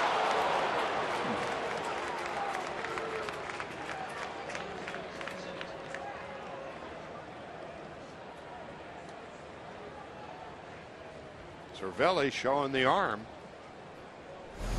At first I was thinking this is a really good bump by Matt Latos. Deadens the ball, but that kick right there, that last one, when it hits the ground, it almost looks like it goes back. It just deads right in front. If it goes out just a little bit more, Cervelli has no chance at AJ. But there, I'm sorry, Guerrero. Dodgers are looking to see whether or not a replay will be requested. And Mattingly is going out, talking to Gabe Morales.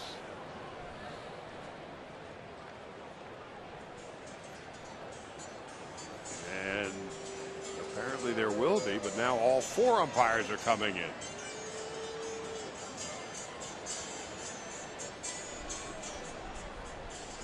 So it's the second time all 4 umpires have gathered together in the first 2+ innings.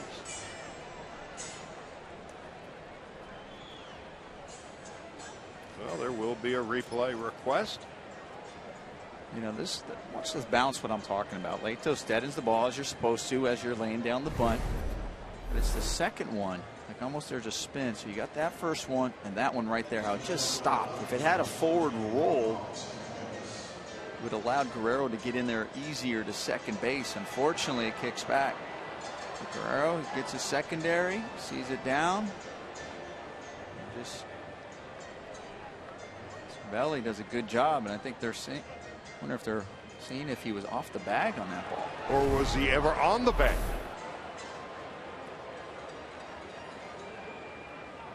I'm not sure that Gung was ever on the bag when he received the throw.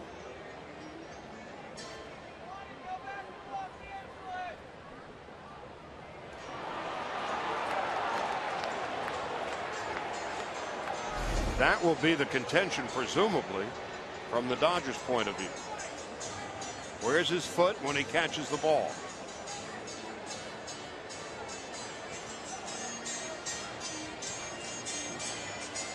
I imagine that is the Dodger contention. Well, that's the second replay of the day. First request by the Dodgers.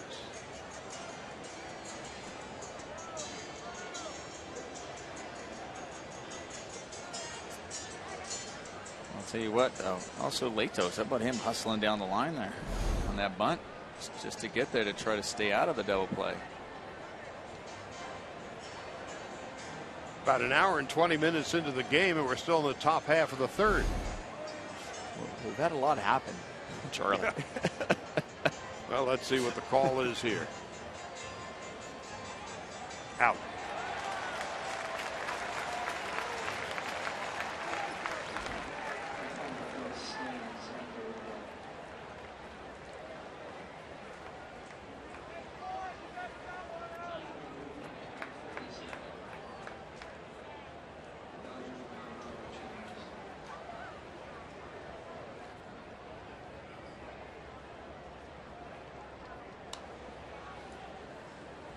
Now Jimmy Rollins.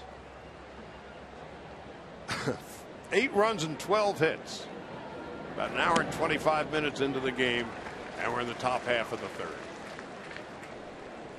So much for 8 o'clock reservations, pal. Kendrick on deck.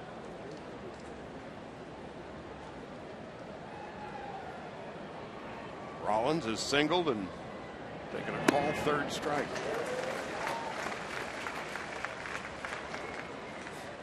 I'll tell you, at this pace, fans back in LA are saying the same thing.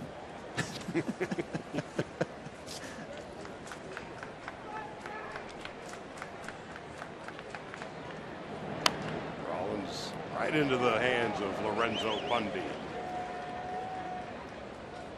We were talking about it earlier. Here's Rollins in the last 2.5 weeks, really since the All-Star break, a resurgence. What is he doing that he hadn't been doing the first 3.5 months? I keep saying, game of adjustments. That's what he's done. He's found something in his swing where he needs to stay on the ball, not pull out as much, think about probably going the other way more. And the other thing too, Jimmy, throughout his career, he understands it's a long season. And now you get that break, get that re-energized a little bit after the All-Star break. And he also knows what the second half of the season is. We're going into August, you're getting into September, we're starting to feel playoff baseball, you're playing good teams, and it takes it up a notch. Been there, done that. And Rollins with his hit this afternoon's got a base hit in 8 of his last 9. Last night he was 3 for 4, including the game tying double in the 7th inning with 2 out. Got the sense that was going to put the Dodgers over the top, and then Kendrick was robbed of a hit to end that 7th inning. And then the Pirates would win it in 10. So the top of the lineup, the grand old men of Jimmy Rollins and Howie Kendrick, have really turned it up a notch since the All-Star break.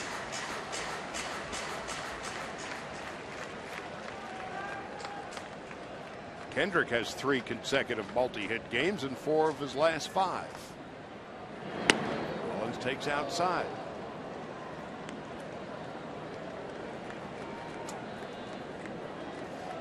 Liriano already up to 78 pitches. So he's not long for this afternoon. On 3 and 2. Rollins down on strikes. That'll end the inning. 4th strikeout for Liriano. Kike Hernandez with a home run to straightaway center field. His 4th of the year, evens the score at 4.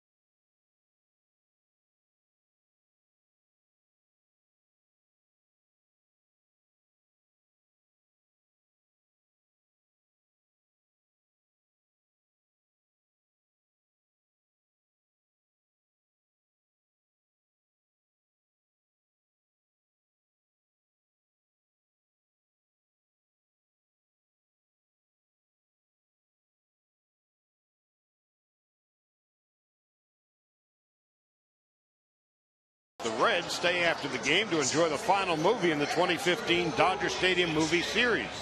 We're celebrating Back to the Future's 30th anniversary. For more information, go to Dodgers.com/promotions.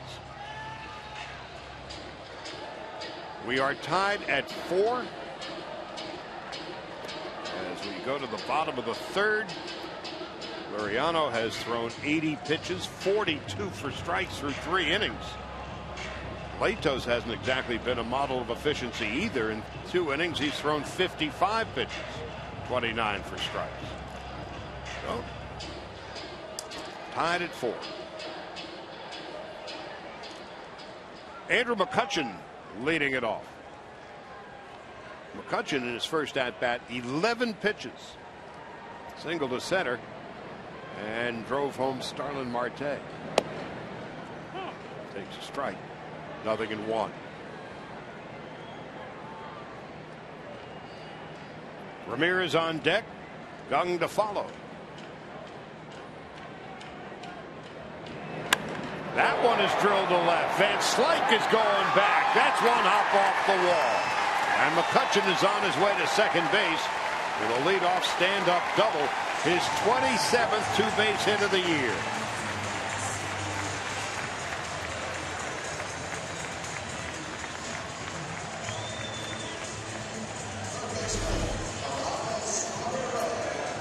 Right now we're talking about Matt Latos. You see the Pirates seem to have it, seeing the ball easily out of his hands, or staying back on the timing. We've seen that the first couple of innings, and Andrew McCutchen sits back on that off-speed pitch and crushes it. Ramirez stepping in. He bounced into an inning-ending double play in the first.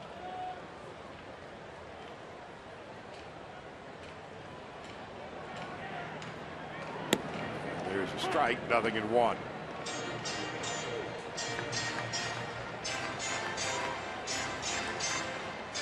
Ramirez last night had a couple of hits in 5 at-bats and made a game-saving play, ending a Dodger rally in the 7th. Diving stab, robbing Kendrick of a hit. That might have given the Dodgers a lead, would have given the Dodgers a lead after 7. Instead, it was tied until the 10th. What Ramirez does is give the Pirates a presence in the middle of the lineup down the stretch. Offensively, and just a presence in that clubhouse, too. 1 ball and 2 strikes.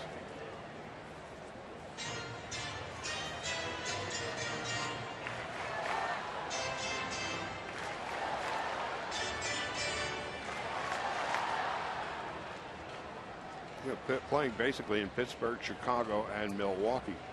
Ramirez's career has largely been played under the radar. He's 5th all-time third baseman in home runs. On 1 and 2.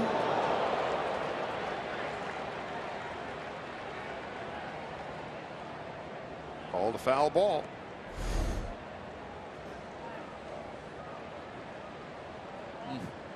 Looks like it got the knob of the bat right. Home plate umpire Gabe Morales called the foul ball right away, and it did get the knob.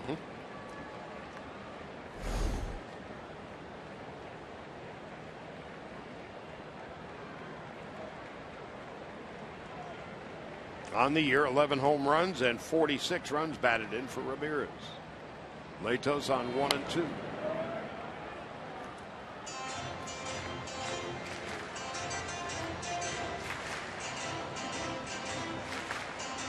Remember that old movie, They Shoot Horses, Don't They? Where there was those marathon dancing competitions and everybody would just keel over in the last couple standing. Well, this game has the trappings of They Shoot Horses, Don't They? And we're just in the 3rd. 2 and 2.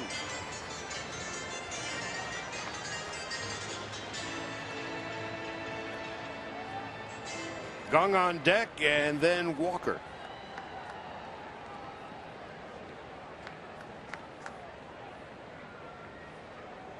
And Latos' 54th pitch.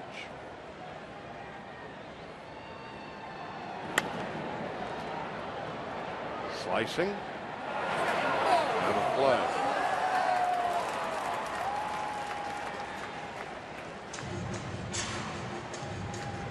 That sidewall was nervous with the incoming Puig.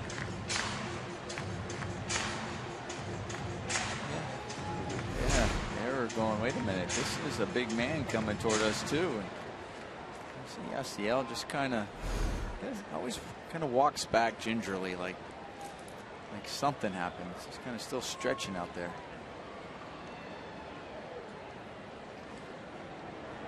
Here comes the 2-2 to Ramirez. That one got him.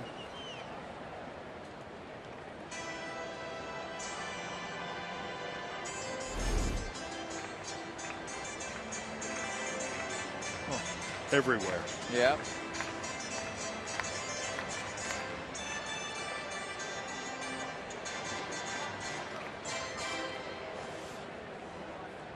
Two spots that really hurt. Yep.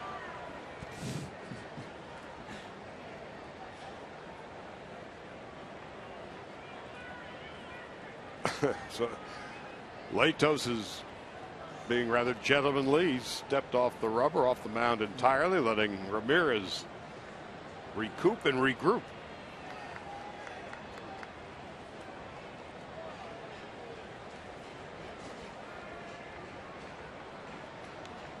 Tied at 4.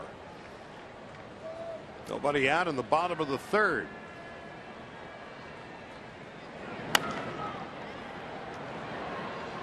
Guerrero will throw out Ramirez. That one had a lot of spin on it. Guerrero wisely retreats on that high bounce. Yep. Guerrero reads the hop. Like, I was going to come in. Wait, there's going to be an easier one if I back up. Stay with it.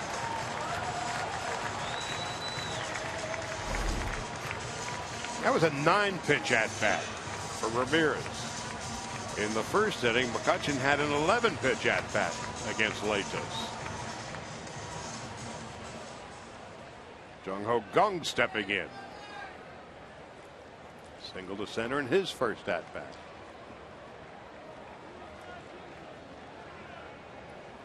Here comes the 57th pitch.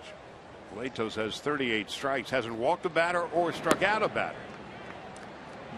Neither pitcher has been very efficient today. Cool.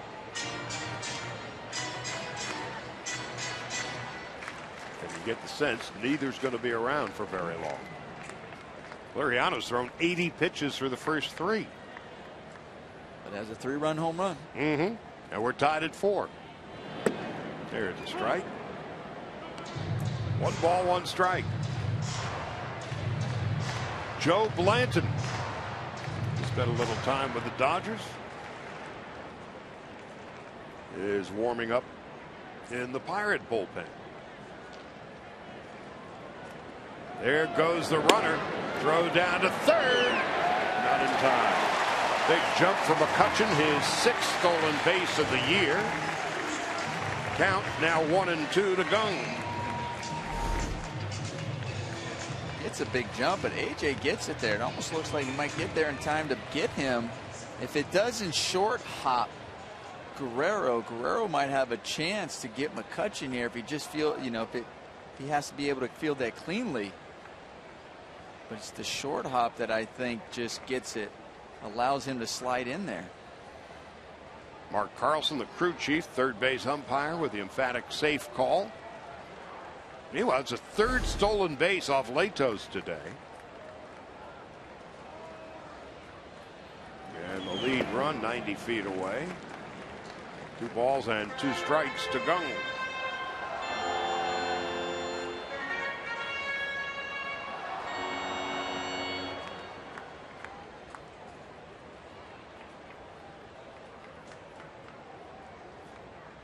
Eight home runs, 35 runs batted in. The infield's about halfway. But McCutchen, of course, a very speedy runner. And back behind second base. The throw to first. They get him there, but into scores McCutchen. And the Pirates take a 5-4 lead for Kang, his 36th run batted in of the season. Nice play by Kendrick.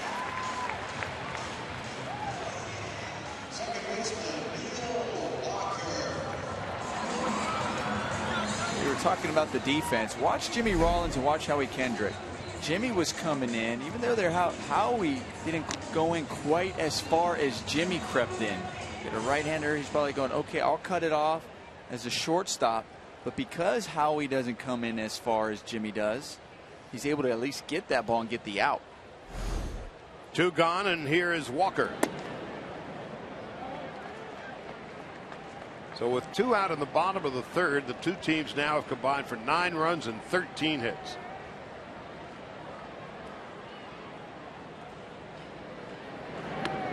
As Latos misses inside, 2-0 to Neil Walker, who singled a right in his first at-bat. Getting that extra, I mean, that's how big that stolen base is right there. Creates an RBI by Andrew McCutchen. We saw Matt Latos when he got on base, getting the 3rd on that ball that goes off Neil Walker's glove. And that resulted in an RBI.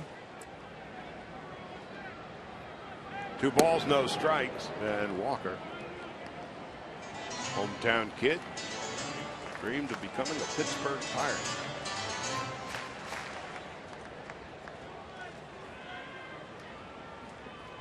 His father, I know the story, was a very close friend of Roberto Clemente's. And that's a fly ball to right field, and that's another home run. That's the second one given up by Latos today. The 11th for Walker. The second run of the inning for the Pirates, who now lead 6-4.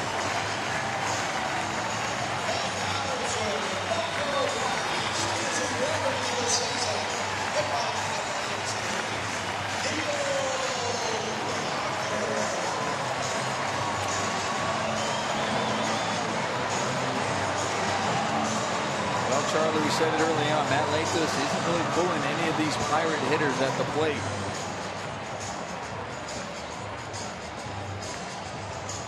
Latos came into the game in 94 innings, surrendering 8 home runs. He has given up 2 home runs in not quite 3 innings. That's well hit to right, but foul, and that is going for a swim, it looks like. Yep.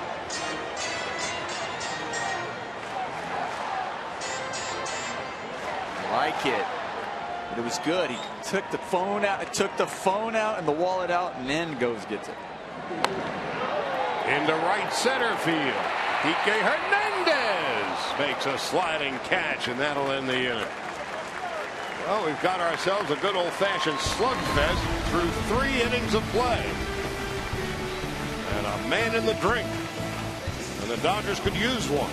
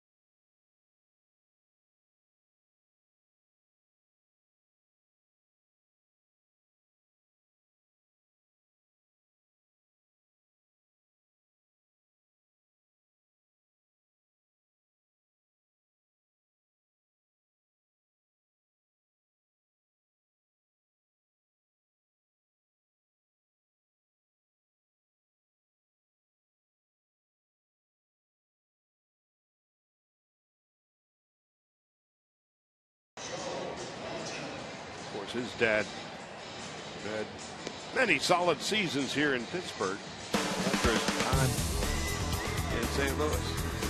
And he was a slick center fielder. That was Andy's nickname. And so it is Scott's nickname. And like Scott, he was quite a character. Double play in the outfield, no problem. I'll do it myself. He dribbles the ball to first base. Meanwhile, the Pirates have a new pitcher. Liriano done after 4 runs and 7 hits. And the Dodgers have seen this fellow before. Joe Blanton.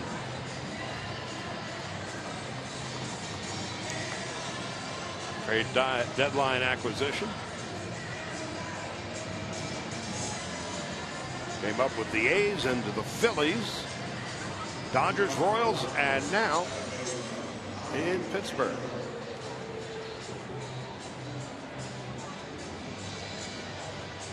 After 3 innings of play, 10 runs and 14 hits. And the Pirates have 6 of those 10 runs. Kendrick leading it off, takes a strike, and it's 0-1.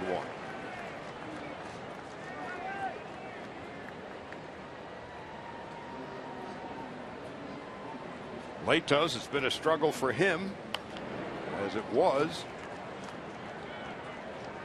for Liriano. Latos through 3 innings, 67 pitches, 45 for strikes.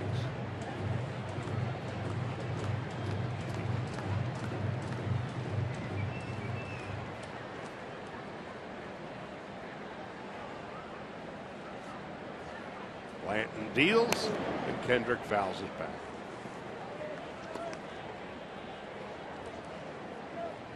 Meanwhile, in Chicago, the Cubs are hitting in the bottom of the 5th and leading the Giants 5-3. Dodger lead over the Giants 3 games.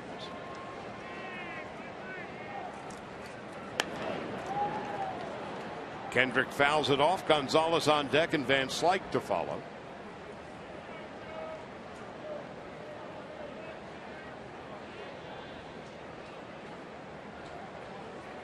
Blanton came over from Kansas City. The Pirates bought his contract. Liner into right. And it's going to be stabbed by Blanco. 1 out in the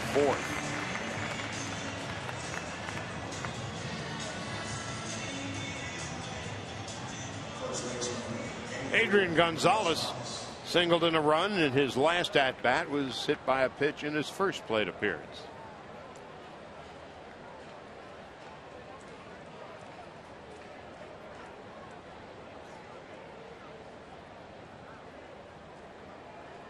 Adrian with 22 home runs and now 66 runs batted in.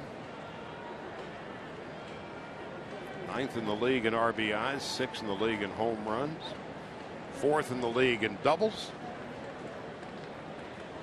Pirates have the shift on for him. Neil Walker, 20 feet on the outfield grass.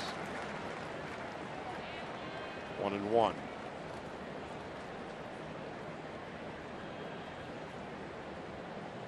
Van Slyke on deck, and Gonzalez whistles a line drive into right field for a base hit. No shift was going to contain that line drive. Gonzalez 2 for 2. You know, Charlie, you see Liriano goes 3 innings, gives us 7 hits. At 79 pitches, they take him out. We don't see any action in the Dodger bullpen right now. You know, Matt Latos, I know he's on 67 pitches, but the difference between the two, for me, they did come out and check out Liriano. Don't know if there was an injury with that, but he also didn't show he had much. But right now, Liriano isn't fooling too many of these Pirate hitters either. Van Slyke takes inside. Well, the Pirate bullpen has the 2nd lowest ERA in the league, 2.81. Dodger bullpen nearly 4 runs per 9 innings, 398, ranking 12th in the league. The bullpen continues to be a very big issue for the Dodgers. Liriano, by the way, with that home run, hit a 3-run home run, the first in 172 plate appearances in his big league career. Mention that for a couple of reasons. There are Dodger alumni considerations. The last pitcher to hit a 3-run home run against the Dodgers was Eric Stultz. He was playing for the Padres 2 years ago. Pitcher who gave it up, Chad Billingsley. So at the next Dodger alumni meeting, hey, you remember that? No, I'd rather not.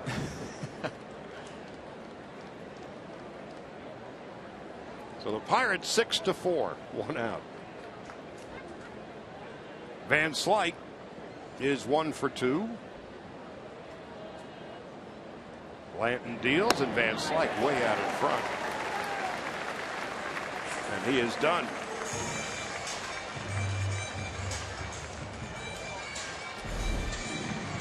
Blanton comes with a good off-speed pitch. Van Slyke unable to stay back on that ball.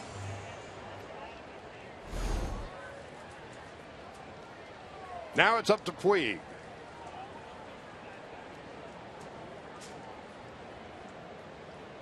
Puig has walked, scored a run, and has been struck out.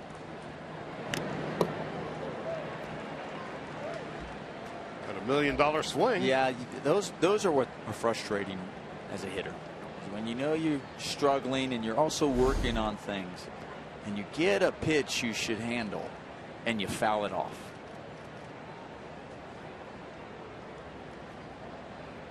That's frustration. Because you're going, I don't know if I'm going to get that pitch again. 1 ball, 1 strike to Puig.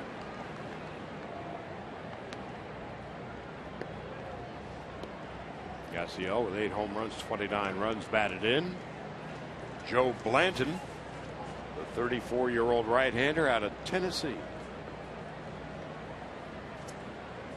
Made 4 starts in Kansas City, and here he is now, a long reliever in Pittsburgh. 1-2 to Puig. Gonzalez is at first. Top half of the 4th.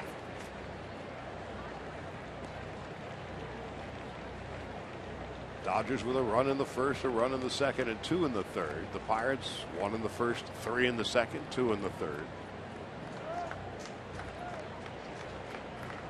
This could be the first scoreless half inning of the game. And it is.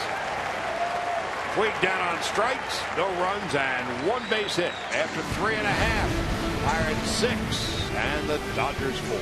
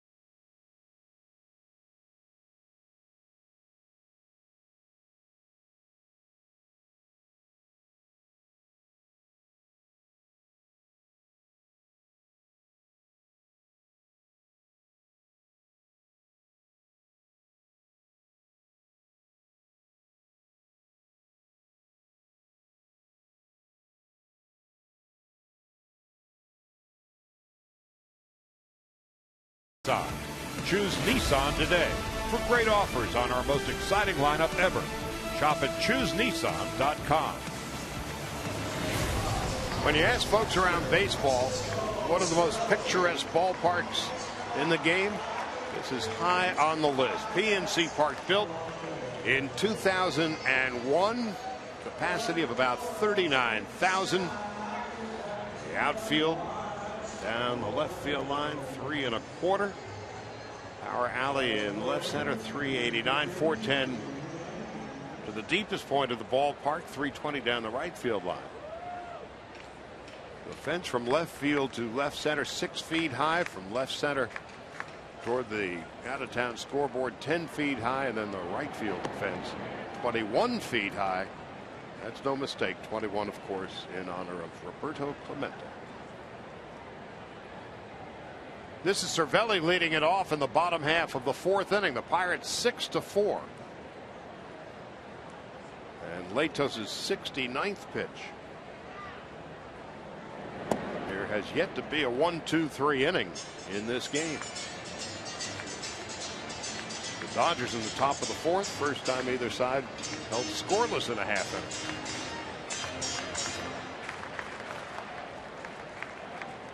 Joe Blanton on deck.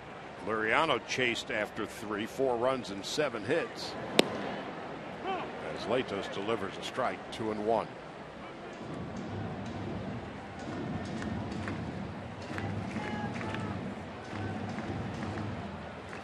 Cervelli bounced to Gonzalez in his first at-bat. Gung trying to come to the plate and was thrown out by Gonzalez. And here's Rollins getting Cervelli. First out of the 4th inning.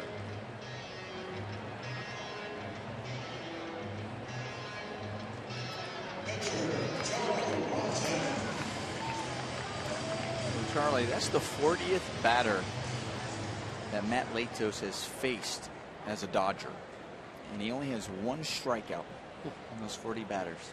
And that 1 strikeout, Mike Trout. Saves the best for last, does he? Or saves the best for first? Has 1 walk today.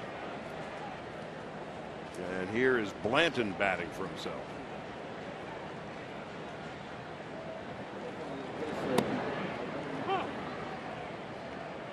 So Liriano, the Pirates starter, if you're just joining us. A 3-run home run in the 2nd inning, the first of his big league career at 172 plate appearances. Blanton will be thrown out by Gonzalez to Latos, 2 out.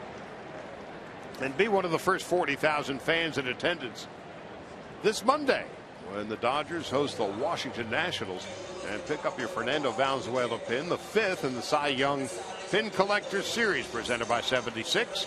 For more information, go to Dodgers.com/promotions.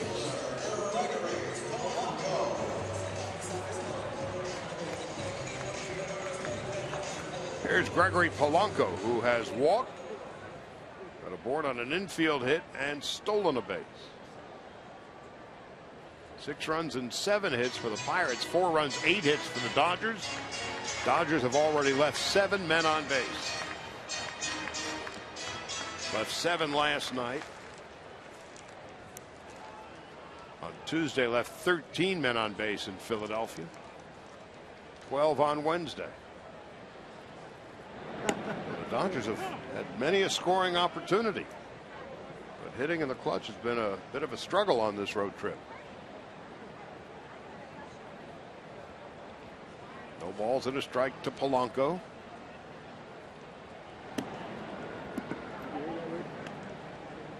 Who hit his first home run off a left-handed pitcher this season last night on the first pitch thrown by Clayton Kershaw. And that was Kershaw's first inning home run given up all year.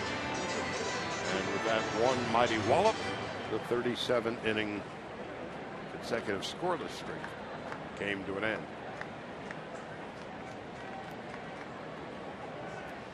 1-2. In the left, slicing. Van Slyke has a long way to run, and he tracks it down. And that'll end the inning. The first 1-2-3 inning for either team today. We'll go to the fifth. It's 25 Van Slyke.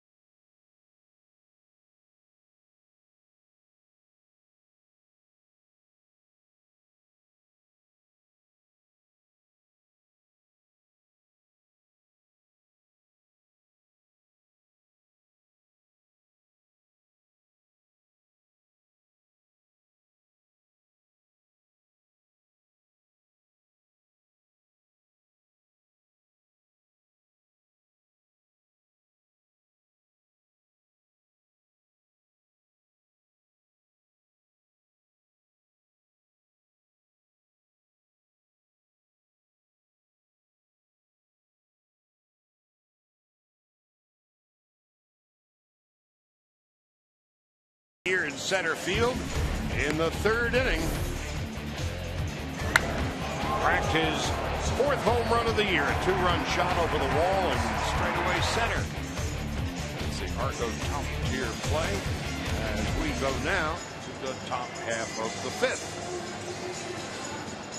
6 runs and 7 hits for the Pirates, 4 runs and 8 hits for the Dodgers. It'll be Hernandez and Ellis and Guerrero to bat.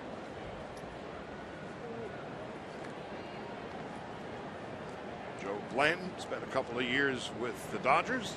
Hernandez swings and misses, and it's 0-1.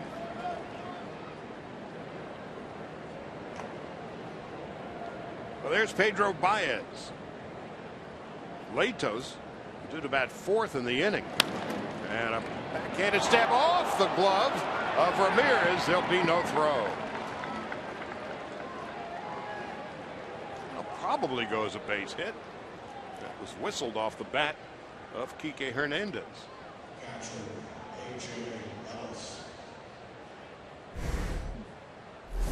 As we have a look at the Morongo slow-mo cam here. Is it hard?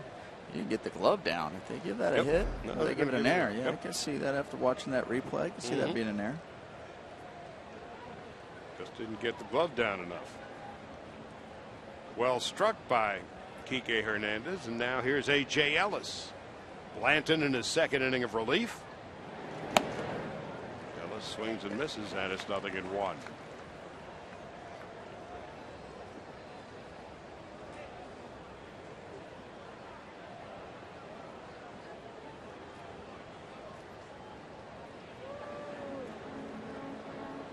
Blanton deals, and Ellis outside.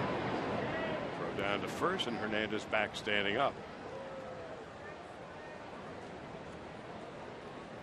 Kike 0 for 1 in stolen base tries this year. Cervelli has thrown out 11 of 62 would-be base stealers. He's had more guys try to steal on him than any other catcher.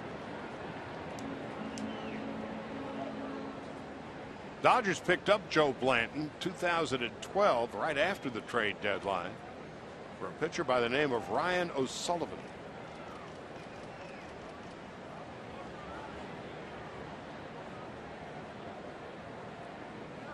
They didn't do much in his time with the Dodgers. In 2012, he was 2-4 with an ERA of .499. In 2013, you don't want to know.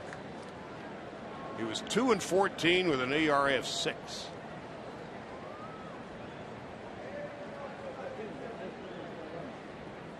managed to hang on, and it's 2-1 to Ellis.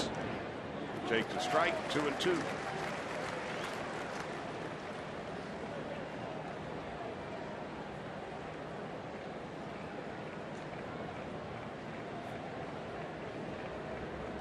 Well, sometimes there's a record 2-14, maybe some bad luck.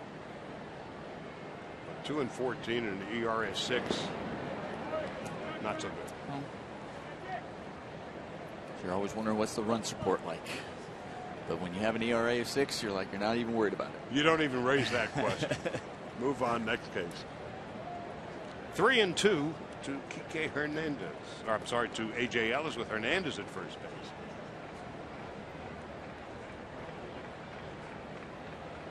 Nobody out. 5th inning, Dodgers trail by 2.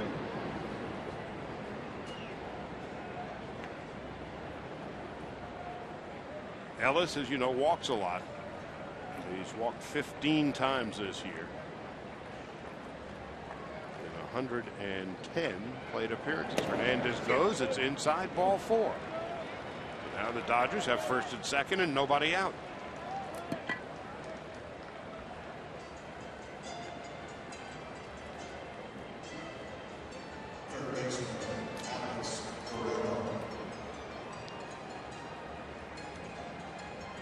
Guerrero is 1 for 2. He is singled and has been struck out. Let's see what they do here. They're thinking about possibly sacrificing, laying bunt down, because you got a pinch hitter coming up on deck circle. Andre Ethier. So Ethier is on deck.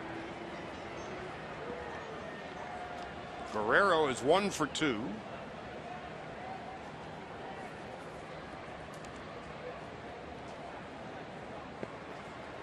Guerrero has not sacrificed this year. He's not about to on the first pitch.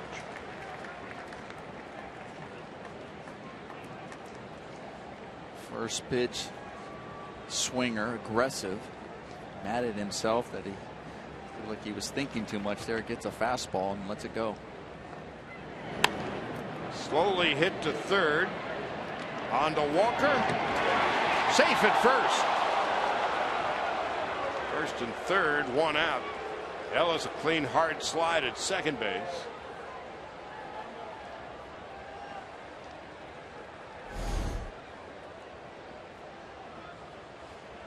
Let's see if Guerrero was able to beat this.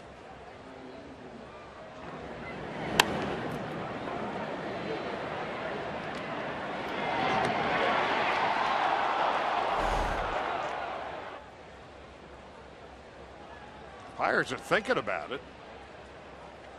Clint Hurdle is going to request a replay.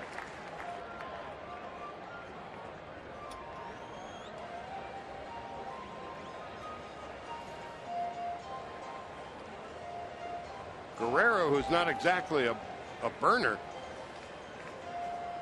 Close play at first base. Mark Wegner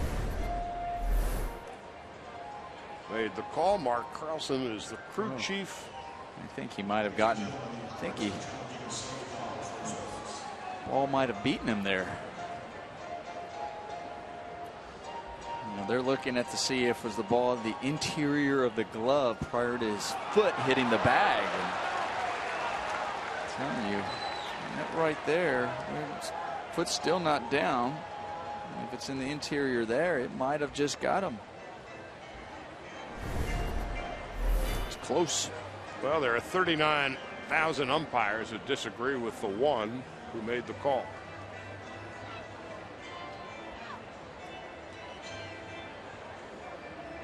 Messrs. Carlson and Wegner listening to the folks in New York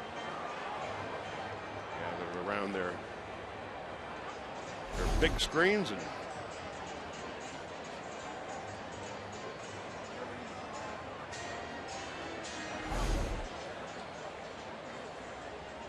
out.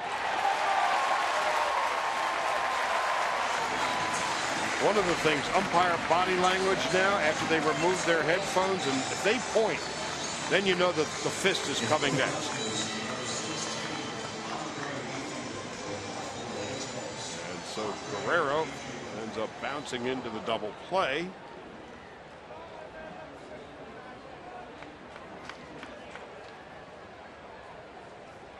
And it will be up to Ethier with Hernandez at third base. Pinch hitting. Andre takes a strike, 0-1. So Latos's day is done.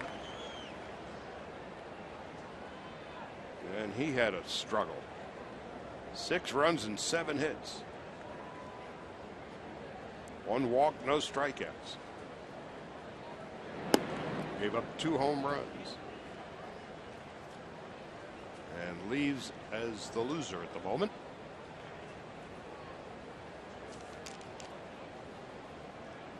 Ethier last night 0 for 2 and 3 walks.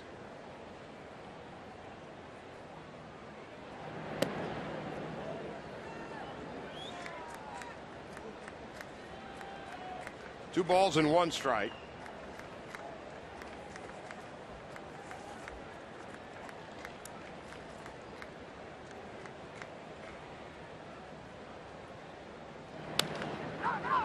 To first. Underhanded flip to Blanton covering. That's it. No runs, 1 left. Next 4.5. Pirates 6 and the Dodgers 4.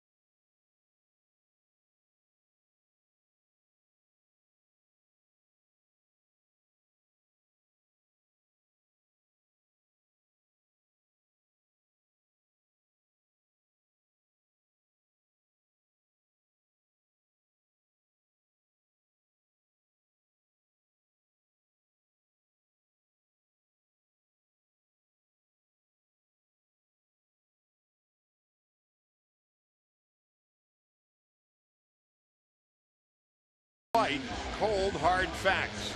Since the 1st of July, the Dodger bullpen has been taking on water. Collective ERA of over 6 runs per 9 innings, dead last in the league. Opponents are hitting .299 against them. They've struck out more than 1 per inning, but they've walked more than 3.5 per game. But don't pin the rap on Pedro Baez. Since the 1st of July, Baez's ERA is .292. And he is now on in relief. He hasn't allowed a run in those last 6 games. 7 innings pitched over that time. Talk about, you saw how they're first in strikeouts. Struck out 39 batters in 30 point in the 2/3 innings. So he'll get the strikeouts. He is putting up the zeros. So Latos, tough day at the office. The Dodgers has been a tough day at the office, trailing 6-4 in the bottom half of the 5th. Marte will lead it off, to be followed by McCutchen and Ramirez.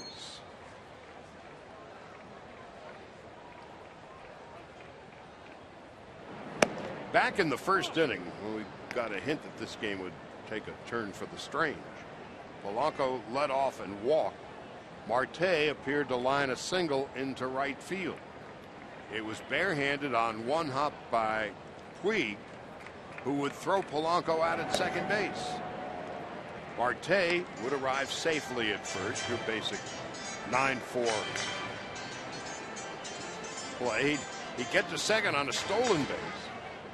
And 11 pitches into the McCutchen at bat, he'd single to center. And that would tie the score at 1. Each team scored runs in the first 3 innings. Neither team scored a run in the 4th. Dodgers shut out in the 5th. 1-2 to Marte. At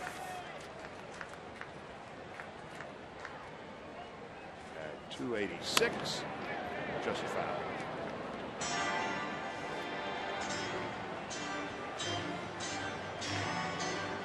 So neither starter had it today.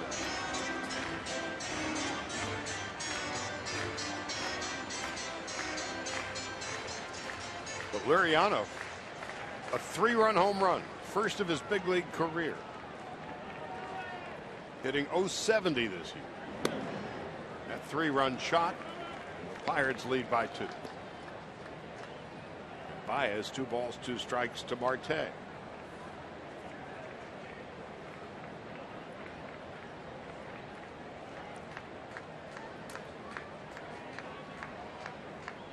Beginning the bottom of the 5th.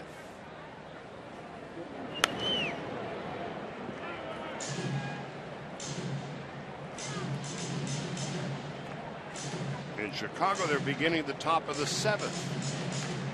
And the Cubs lead the Giants 5-3. Dodgers lead over the Giants 3 games. Pirates trail the Cardinals by 6. The Pirates are also 5 games in front of everybody else in the wild card race in the National League. 2-2. Baez thought he had strike 3 on that 97-mile-an-hour fastball.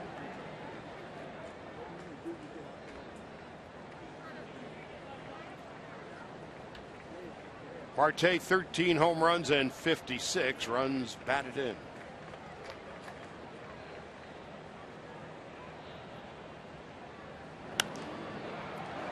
Popped up, short right. It's going to be Kike Hernandez cutting in front of Puig and behind Howie Kendrick. First out of the 5th inning. Good job by Kike taking charge out there, as a center fielder should if you have a beat on it. Call everybody off, get out of the way, go get it. When Puig takes charge out there, he has a piercing whistle that can crack glass at 100 paces. I was just about to say, if you're going to go take charge out there, make sure Yasiel can hear it. I'll take it if you don't mind, sir. Andrew McCutchen, 2 for 2. Takes high and away, 1 ball, no strikes. In the first inning, McCutchen won an 11-pitch at-bat from Latos, single to center, and drove in a run. In the 3rd inning, he doubled, stole third, and scored a run.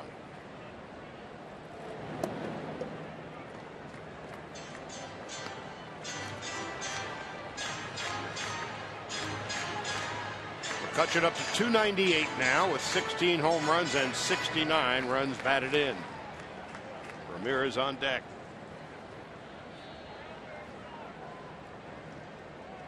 McCutchen now a 5-time All-Star.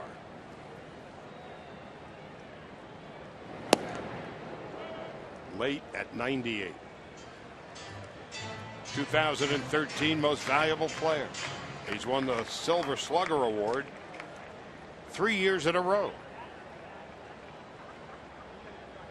He's a Gold Glove winner. One of the game's elite stars. Two balls and 1 strike. Into left field, he's 3 for 3.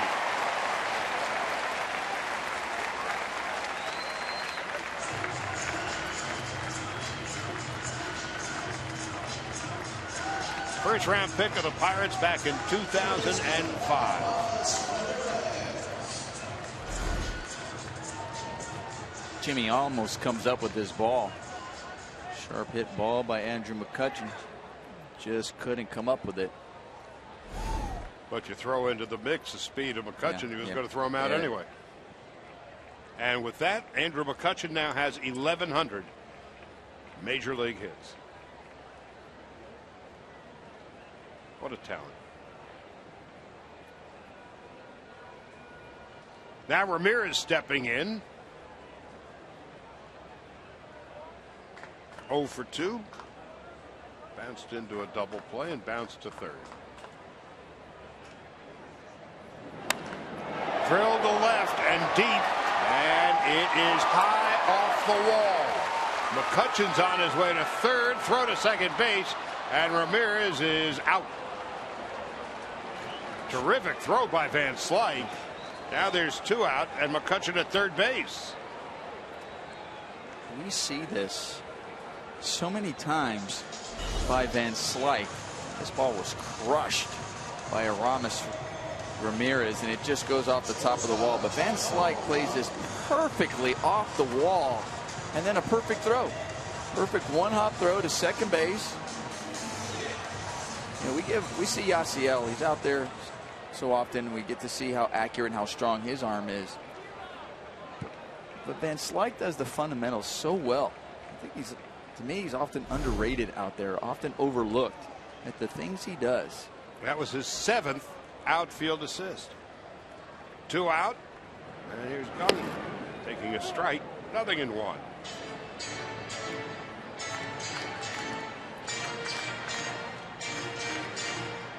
That's a huge play. It's a big play. It's a really big play. It changes this at bat.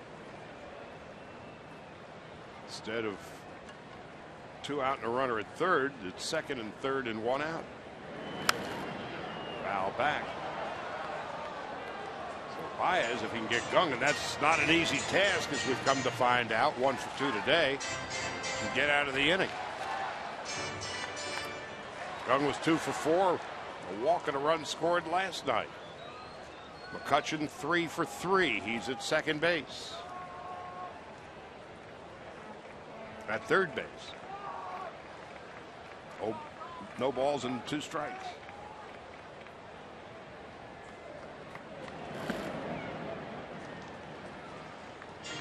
One and 2.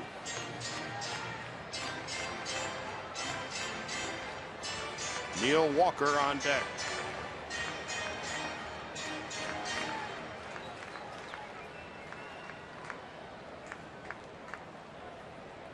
Eight home runs and 35, now 36 runs batted in for Gung. Baez on 1 and 2. Off to the right, now to play.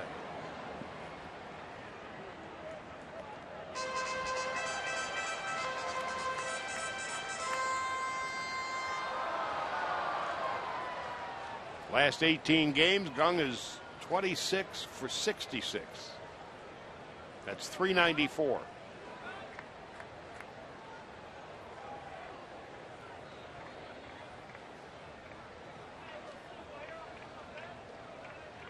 No movable parts in that swing. Except there. Outside. 2 and 2. Very quiet. From what I've seen, Charlie, I like watching him. I really do. Just the little things that he does, and his approach at the plate. Nothing fancy, efficient, contained, I think is how he described it earlier. Ellis throws out Gung, and that'll end the inning. AJ calling off Baez, and Scott Van Slyke with 7 outfield assists, and this is his 7th, a perfect throw to get Ramirez. We'll go to the 6th.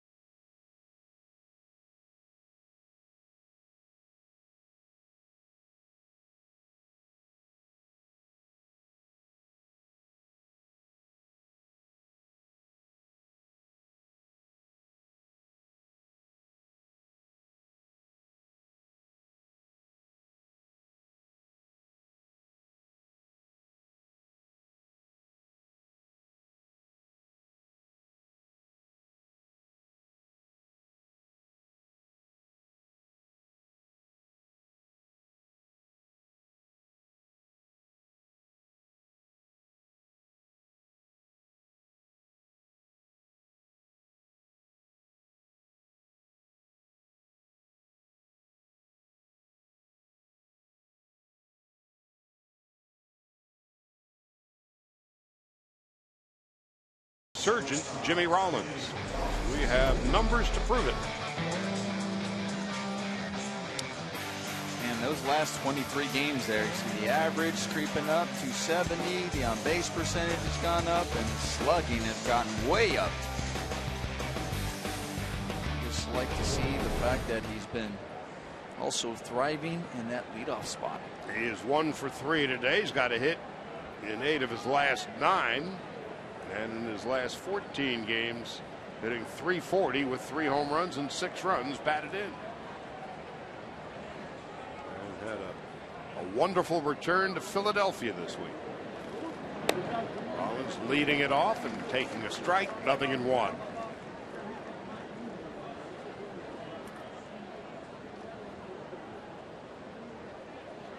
Kendrick and Gonzalez next.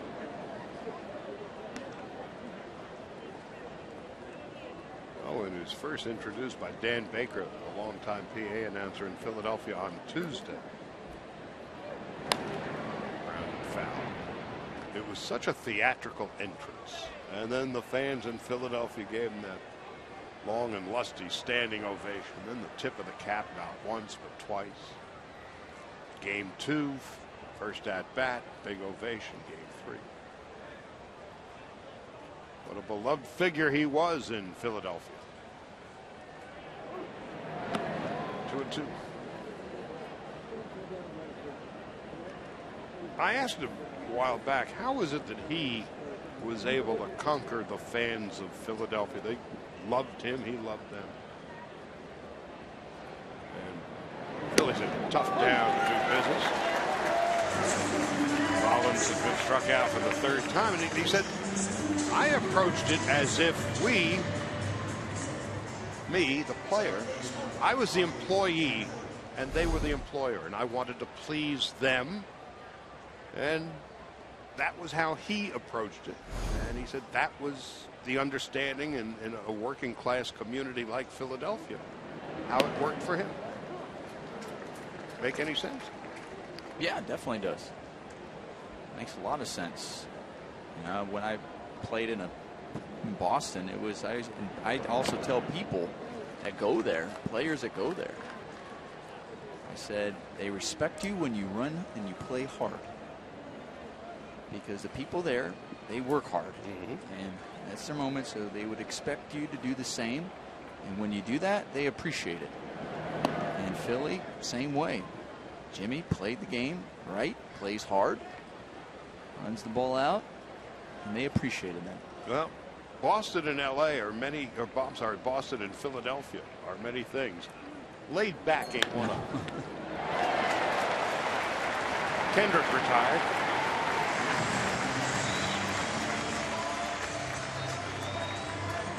And so Rollins from Oakland always had that working class mentality, and the folks in Philly embraced him for it. So now 2 out, nobody on. Meanwhile, Blanton, in 2 2/3, has shut out the Dodgers, who trail 6-4. Gonzalez 2 for 2, takes under the knees, 1 ball, no strikes. Adrian Gonzalez, a rare night last night, 0 for 5. But is a .330 career hitter against the Pirates.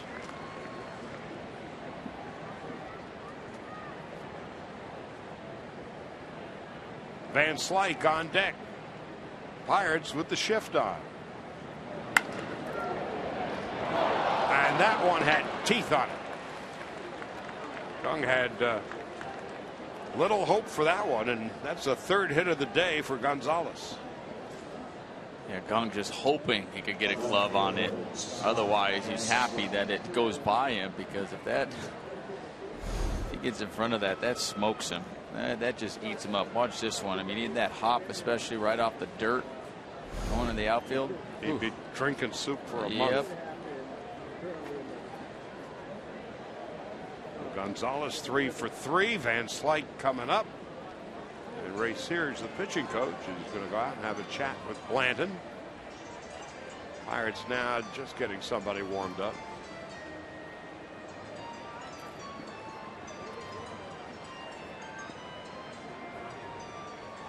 Archimedes.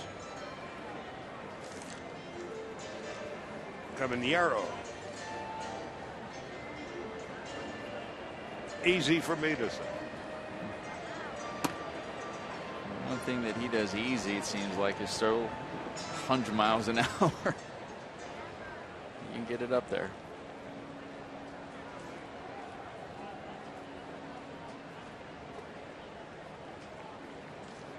So with 2 out, Van Slyke is 1 for 3. He's a tying run at the plate.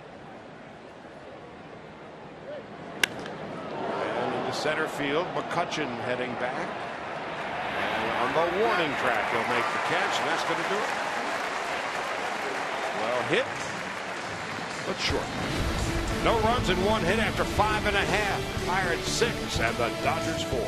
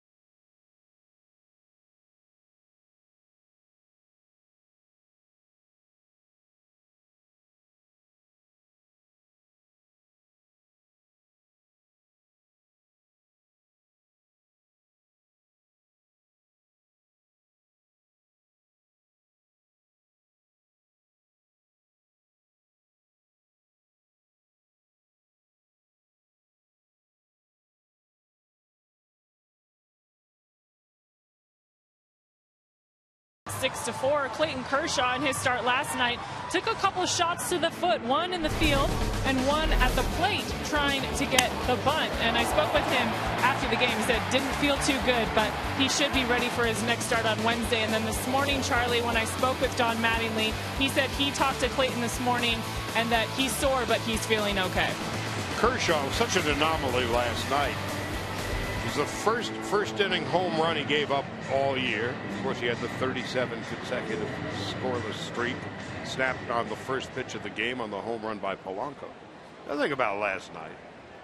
Polanco faced 4 batters, or Kershaw faced 4 batters last night with the bases loaded. He had faced 4 batters with the bases loaded all season until last night. Last year, how many times did he pitch with the bases loaded against him? 3 times. When, of course, he won the MVP, Cy Young, King of the Universe. This is Neil Walker leading off in the bottom half of the 6th. Walker hit a home run and single to right. He scored 2 today.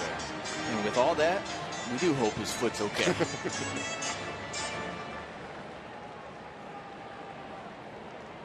What really worried me was when he got hit by that pitch. That one. Ooh, that looked like it was just above the ankle, off the shin.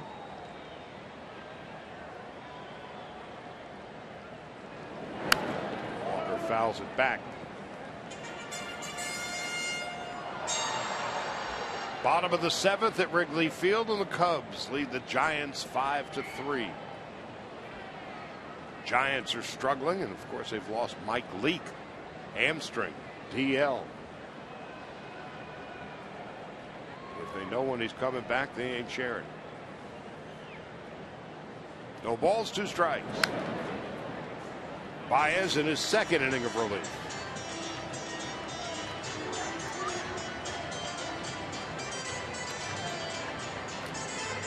Latos, who pitched well in his first start for the Dodgers last Sunday against the Angels, got cuffed around in 4 innings today, 6 runs and 7 hits. Slowly hit to Kendrick. And he throws out his fellow second baseman. First out of the 6th inning.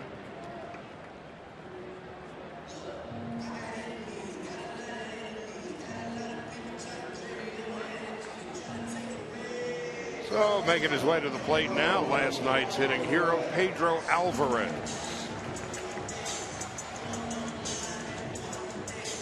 Alvarez, a native New Yorker, a first-round pick, 2nd overall in 2008 by the Pirates.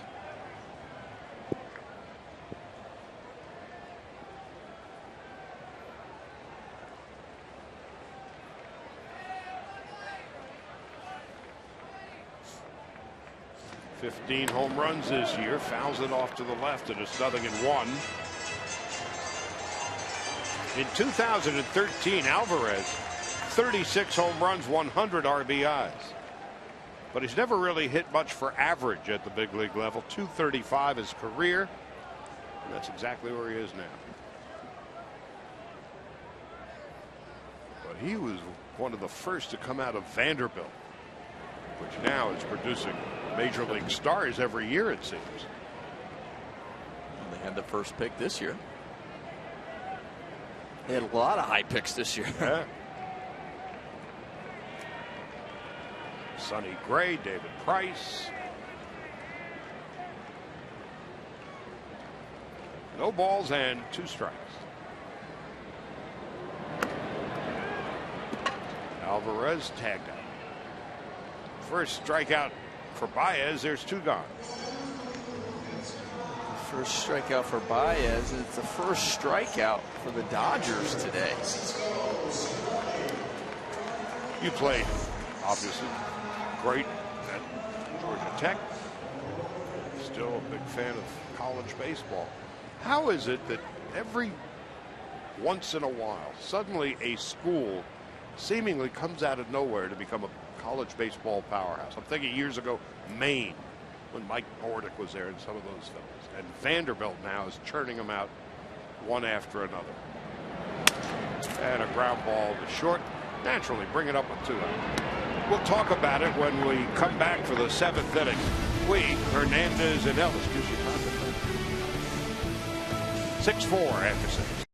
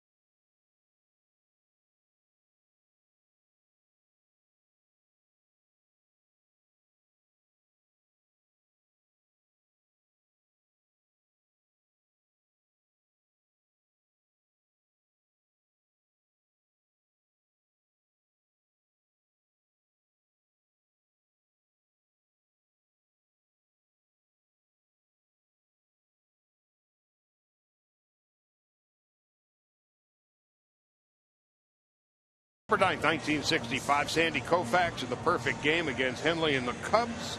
And Koufax became the first pitcher in Major League history to throw 4 no-hitters.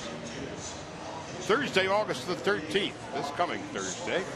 First 40,000 fans in attendance received the Sandy Koufax bobblehead presented by United Healthcare. For tickets, go to Dodgers.com/promotions. Changes for the Pirates. That's Sean Rodriguez taking over at first base. And Joaquim Soria is now on in relief. So Pedro Alvarez's day is done. There's Soria making his 5th appearance with the Pirates and came over from the Tigers a few weeks back. Puig will lead it off, to be followed by Hernandez and Ellis. As we're going to break, phrasing the question about college baseball, now the last 6-7 years, Vanderbilt has become a powerhouse. Years ago, you knew that USC was going to be a powerhouse with Dado, and UCLA's always produced a great team, Karros and those fellas. Maine with Mike Bordick, Texas always turned out teams. Your school did. Now all of a sudden you're hearing other schools that seemingly are coming out of nowhere. Well, a lot of times that happens to do with winning. We have to start winning first. You know that? Well, yeah. Sometimes, it could be a change of coaches. So sometimes programs, they change their coach and they go out there. Obviously, in college baseball, recruiting is so important. Go out there, you recruit individuals that come, some guys who may not be heard of, may have heard of, and they come to their school and they blossom there. They get recognized. They may have got flown under the radar. And then you start winning at that school. And the other thing that helps is you get guys who are drafted high as well, helps as well, because now as people are considering going to colleges, or better players are saying, well, these guys got drafted and succeeded in the major leagues or going pro coming out of that college. So all of those factors. Jock Peterson, pitch hitting, swings and misses, and it's 0-1. And the other thing too, Charlie, is when you win, or if you go to the College World Series, you go there, the school all of a sudden gets recognized. People are watching that. And with that, with winning, more money, and then they put that back into the program. And all of a sudden their fields get better, the locker rooms get better, and then more people want to come there. Peterson, no balls and 2 strikes. Jock last night, a double, a walk, and 2 runs scored. I was thinking just in terms when Pedro Alvarez came up. Never really thought much about Vanderbilt as a baseball school, basically until he showed up and became a first-round pick at the big league level with the Pirates. Corbin's done a good job over there at Vanderbilt. Peterson lays off the breaking ball from Soria, and it's 2-2. Luis Avilan warming up in the Dodger bullpen now. Soria converted 23 of 26 save chances with the Tigers this year.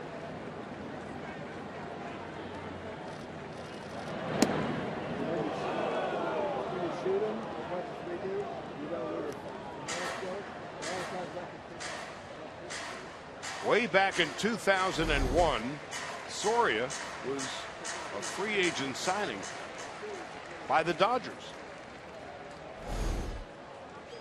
He's from Mexico. And time call.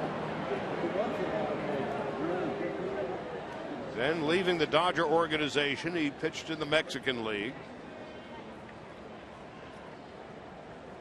Resurfaced with the Royals in 2007. Then some time with the Rangers and Tigers, and now with the Pirates on 3-2 into short center field, and that is going to drop in for a base hit. So Jock Peterson, a 1-out single to center.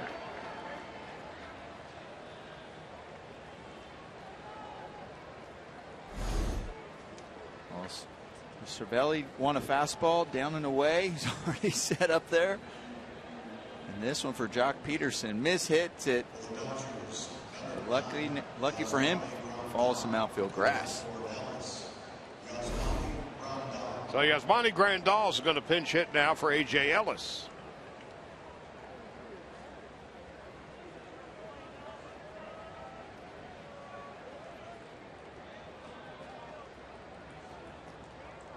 Two teams combined for the 10 runs that are on the board through the first 3 innings.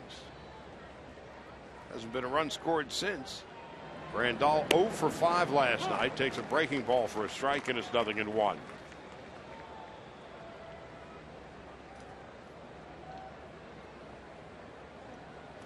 Guerrero on deck.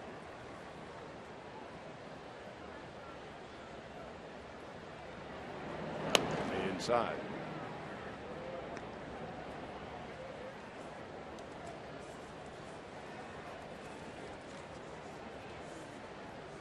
Yasmani Grandal, 15 home runs, 42 runs batted in. All of his home runs and all but 2 RBIs have come from this side of the plate. 1-2.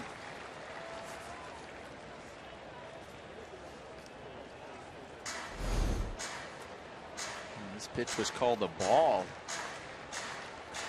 on Jock Peterson. And now it's a strike on Grandal. Peterson stays alive for another swing.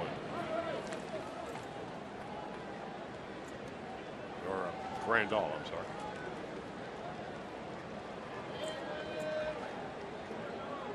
Grandal, when he took the collar last night, saw his 6-game hitting streak come to an end.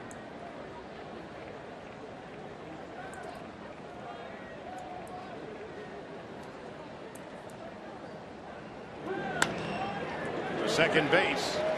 4, 6, 3. So Grandal bounces into a double play. We arrive at the 7th inning stretch.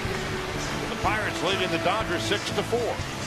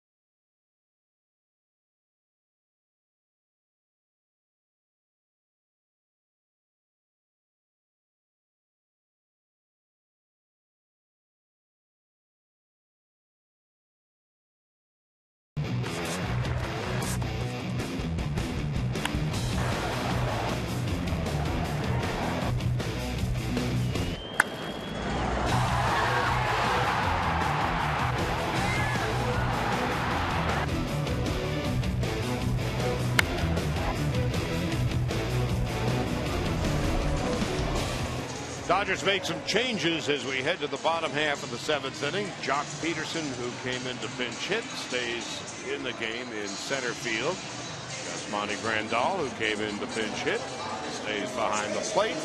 And Luis Avilan, who got out of a bases loaded, nobody out situation in the 8th inning last night, is the 3rd Dodger pitcher of the afternoon. Baez, 2 innings, 2 hits, 1 strikeout, 28 pitches, 21 for strikes. He put on a solid performance, and now it is Avila.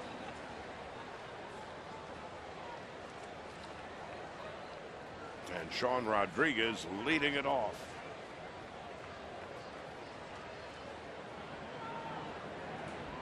Rodriguez came in to take over at first base.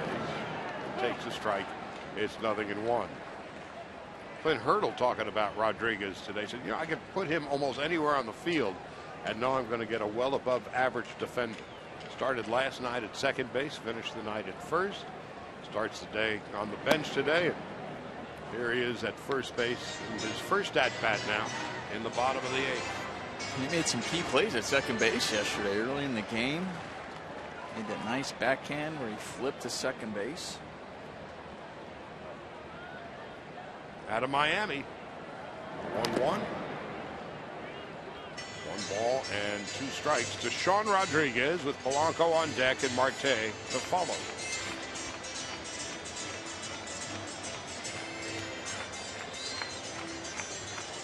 Dodgers have 2 pinch hitters left on the bench, Crawford and Callaspo.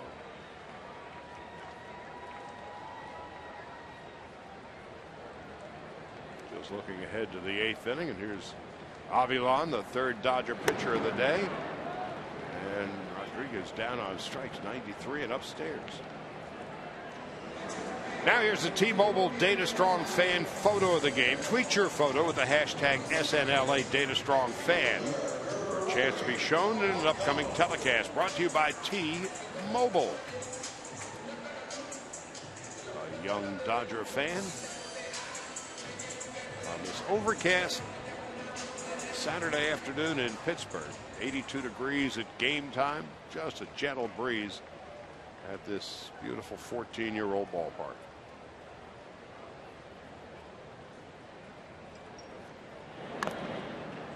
Polanco trying to drag a bunt, fouls it back. Polanco has walked, infield hit, and fly to left.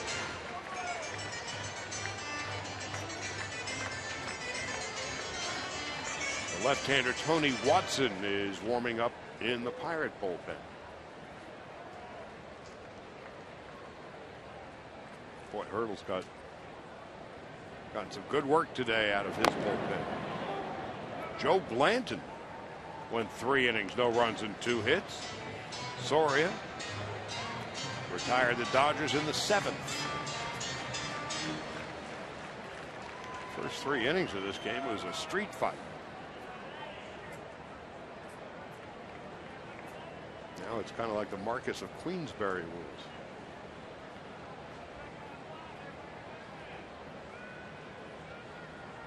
Nothing in 2. Inside 1 ball and 2 strikes. Well, yesterday we were talking about it coming down to the bullpen. In that game wasn't something you probably expected when you see the names that started that game. With Kershaw and Cole last night.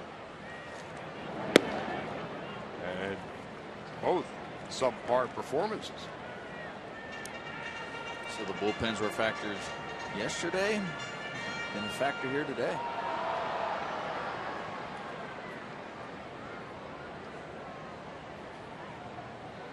Two and 2. Do it again.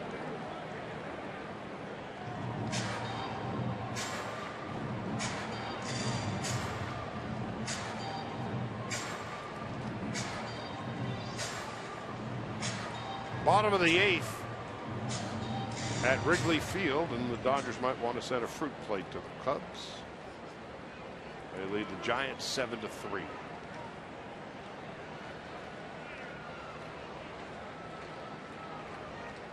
Pirates lead the Dodgers 6-4.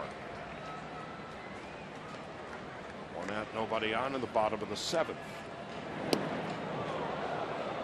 That's the 3rd pitch down around the ankles of Polanco.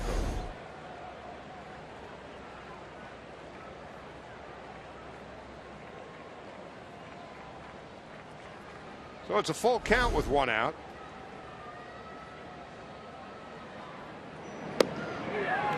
Got him on a slider. That's some pretty pitching. Good pitch right there. And I like the pitch before. Obviously it's moving the feet, trying to get in there, establish the inside corner, sets up for this one. So you can get that ball, looks like a strike, just moves away. Put it in their mind, you're not afraid to come in. We talked about these Pirate hitters looking just so comfortable when they're in the batter's box all game. Making good swings.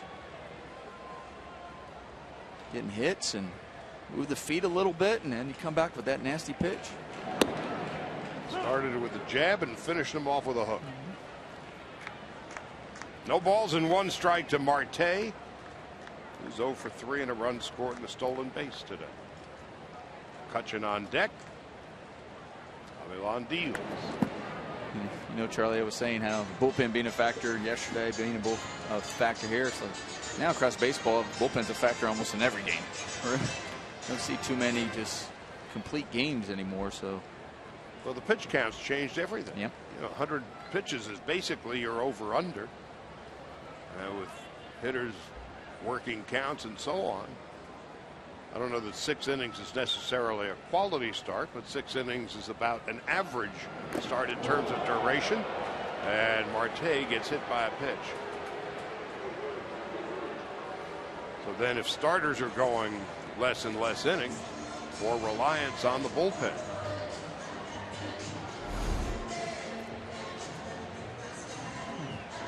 We talked about coming in. You need to come in. You try to come in, just came in too far.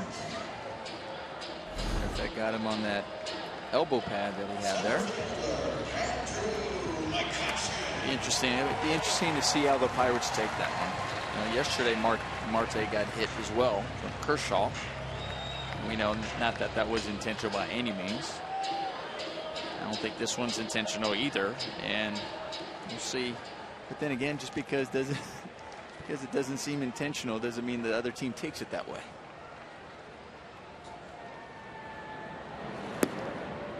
Oh, you mean you really didn't mean to hit me? Really? We'll talk about that. Here's McCutchen, 3 for 3.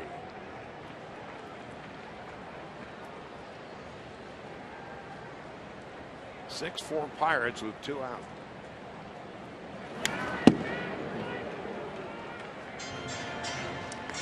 Big swing by McCutchen there. Just missed it. Fell in it straight back. That generally is the surest sign you're on top of it, huh? Right there. You see his reaction. And that foul ball, you might be able to smell burnt wood on that one.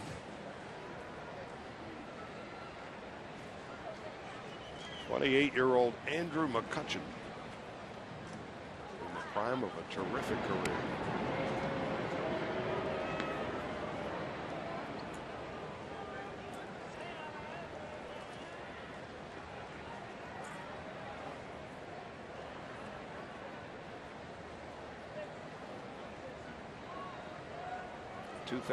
'13 National League MVP. Toss over to first base. Other Pirates who've been most valuable players. Paul Wainer back in 27. That year he hit 380. That'll get you some hardware. Dick Groat in 1960, their World Championship team. He was the shortstop. Also a great college basketball player at Duke, Dick Groat. Fellow named Clemente in 66. 29 home runs, 119 runs batted in, played in all 154 games.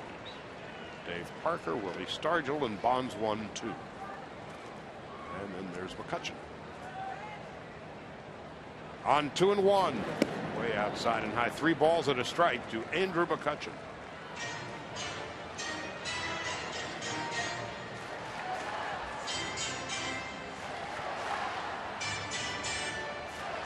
Aramis Ramirez is on deck.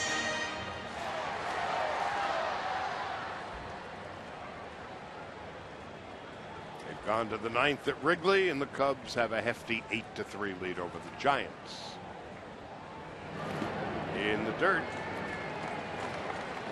So Avilan retires the first 2 batters, strikes them out, hits Marte, and now walks McCutchen.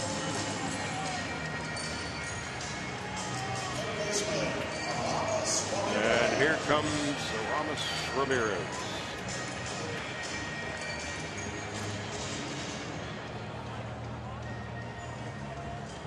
Grandal and Avilan. trying to get on the same page with 2 out.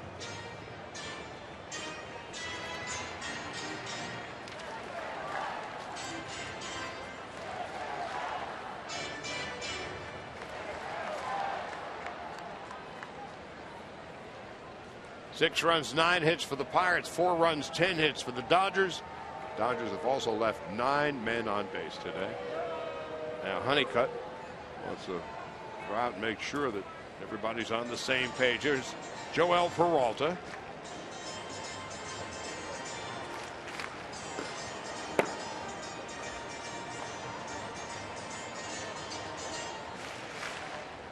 Well, Honeycutt taking as much time as he can in his conversation with Avilan and Grandal, and home plate umpire Gabe Morales, like the school principal on the schoolyard. Break it up, kids. And they do. Don Mattingly and Tim Wallach.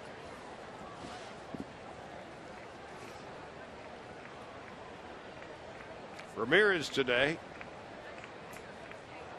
1 for 3. He singled off the wall in left, trying to turn it into a double. He was gunned down by Van Slyke.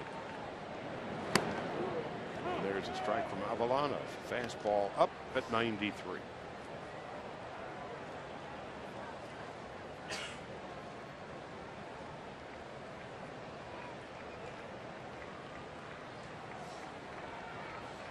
Nothing in 1 with 2 out.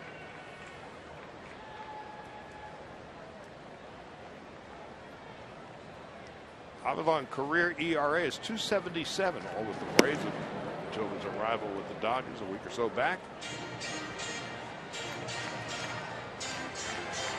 0-2.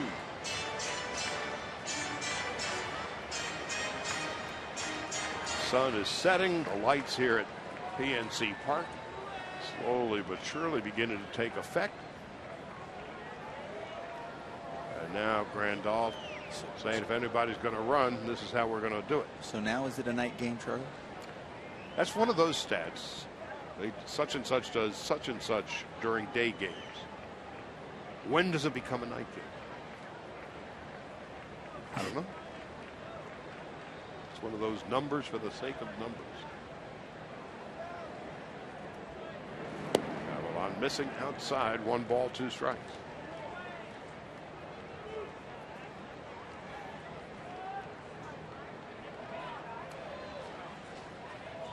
It was so much easier before Ebbets Field turned on the lights. They're all day games. Foul back.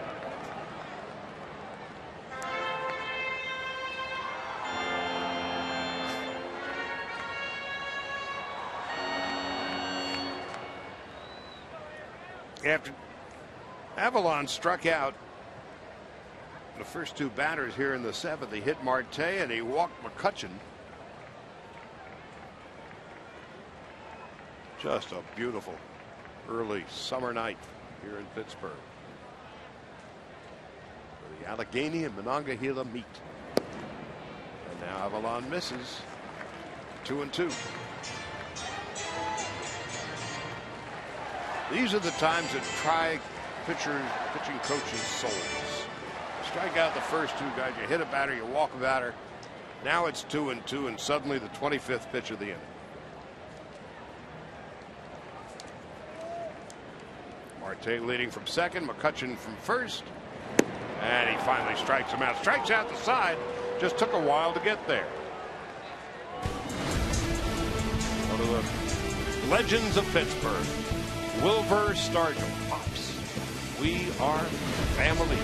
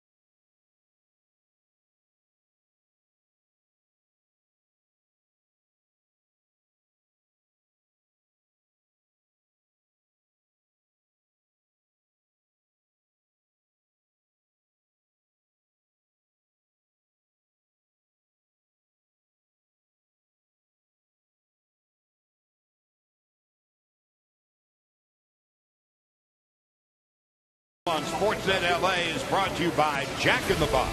For a limited time, try the new Portobello Mushroom Buttery Jack with melted garlic herb butter.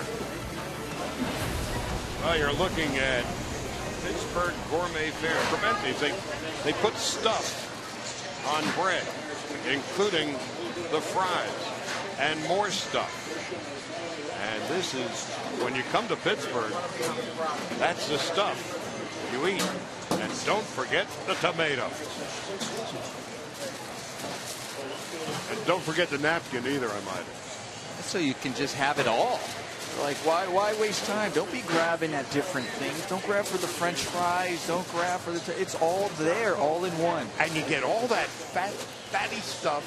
And don't forget the Diet Coke. Tony Watson to pitch the 8th inning. Dodgers trailing 6-4. It was a slugfest the first 3 innings. And the next 4, neither side has been able to push across a run. So Watson is the new pitcher.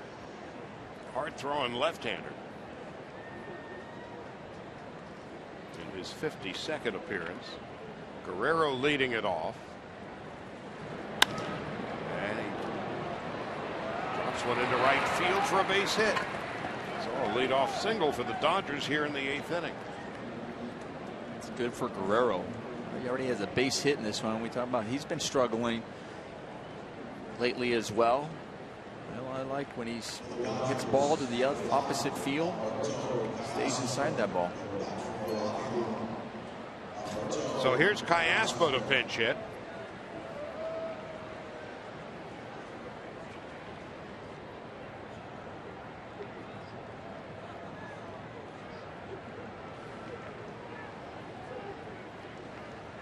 So Callaspo's the tying run at the plate, fouls it back, and it's 0-1.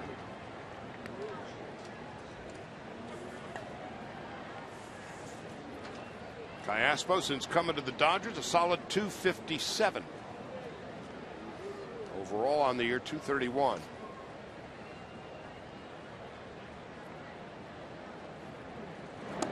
Callaspo takes inside.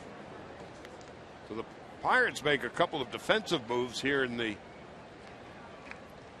top half of the 8th inning. Gung-Ho Kang, who had been at shortstop, moves to third. Ramirez is out. And Callaspo, there's one, and there's a fortuitous double play.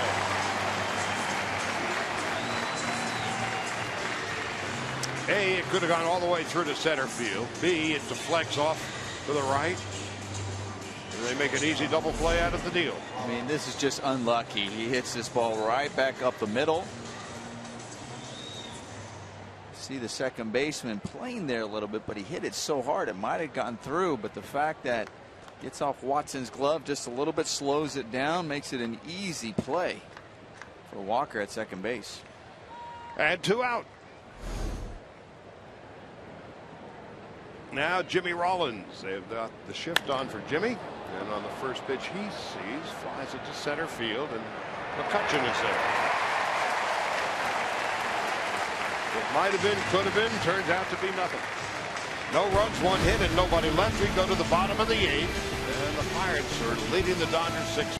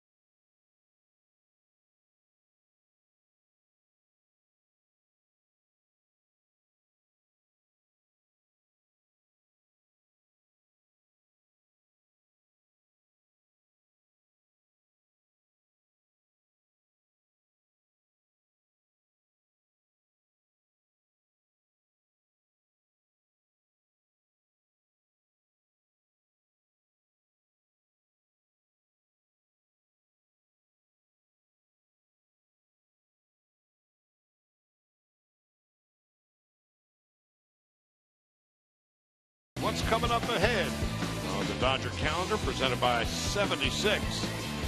Tomorrow on ESPN, and of course on the Dodger Radio Network, Alex Wood and Charlie Morton. Then the Dodgers will fly home, arrive at LAX about 3 o'clock in the morning. About 12 hours later, report for work to get ready for the first of 3 with the Nationals back at Dodger Stadium. Now here's Joel Peralta to pitch the 9th inning. Peralta's had a tough go of it lately.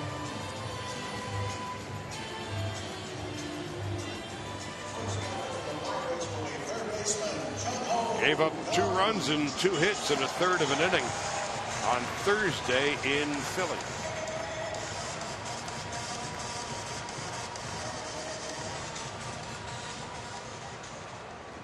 Dodgers would manage to hang on and win 10-8. Hanging on by their fingernails. Gung is leading it off in the bottom of the 8th. And Peralta delivers a strike at 89, and it's 0-1. Giants are mounting a rally in the top of the 9th. Cubs are leading 8-6 now.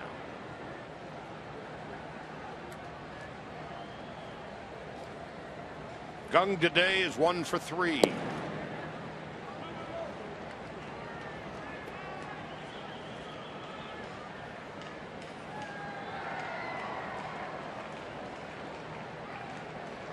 Pirates trail the Cardinals by 6 in the Central Division. Outside. Didn't take long for the Cardinals to take a 1-0 lead in Milwaukee. The Brewers are hitting in the bottom of the 1st. Cardinals are on a pace to never lose again. Doesn't seem like it, does it? What a year they're having. On 2-1, 2 balls and 2 strikes.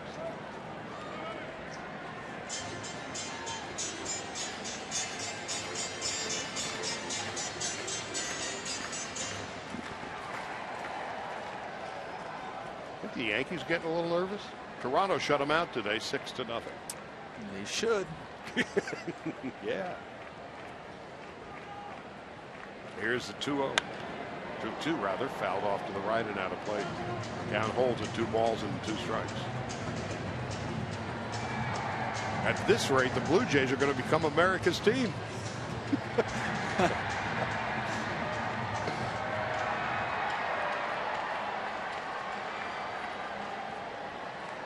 Mark Melanson warming up in the Pirate bullpen. Blue Jays are now within 2.5 in the American League East.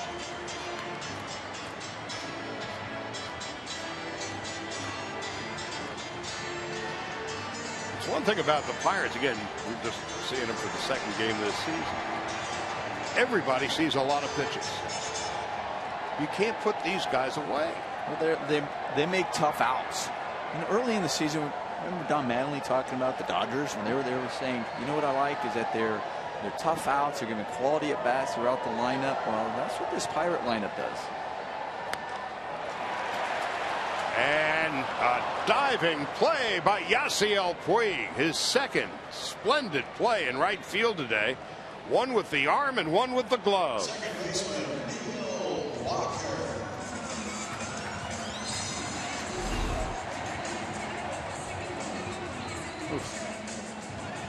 Not an easy play for Yasiel Puig out there. He got a good quick jump on that and makes a nice catch, and Peralta appreciates it.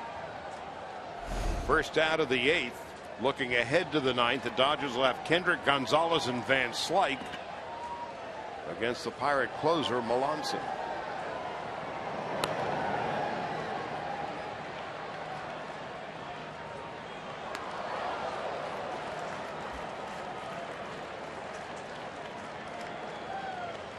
Well, it's just gone final at Wrigley Field, and the Cubs have beaten the Giants 8-6. So the worst case scenario on this late Saturday afternoon in Pittsburgh, the Dodgers will go back to the hotel with a 3-game lead on the Giants.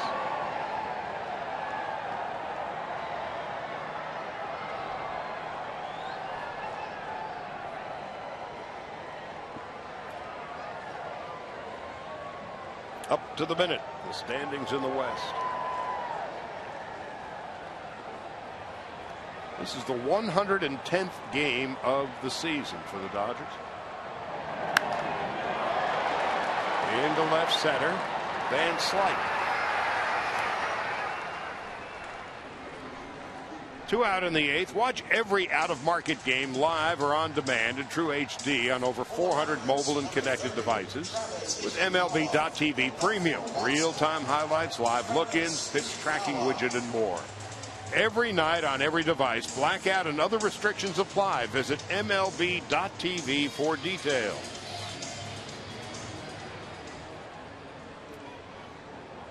And here's Travis Ishikawa.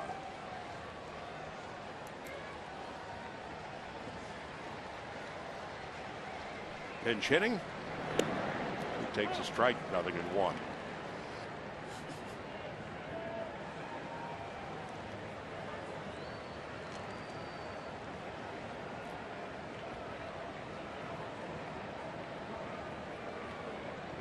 So it'll be a 5 o'clock Pacific time start tomorrow. The Dodgers and the Pirates.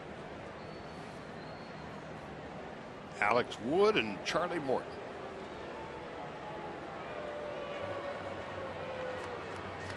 And Wood has been an interesting case to watch.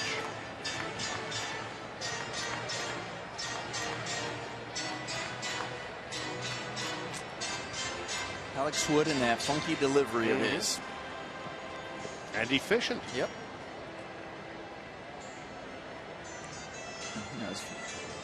The other day watching him, I like his pace going out there, attacking the hitters, throwing strikes. No balls and a strike. And then watching him long toss with yesterday, I guess it was. He's naturally funky, even when he throws long toss. Well, sometimes you see guys with weird motions and then they long toss and they seem perfectly normal. A lot of those side armors and submariners, everything is fine until they get on the mound and you start dropping down. Yeah. And some of those guys, they alter their motions to become the submariner. Their career saving. Yep. Create deception. They find that their ball moves a little more.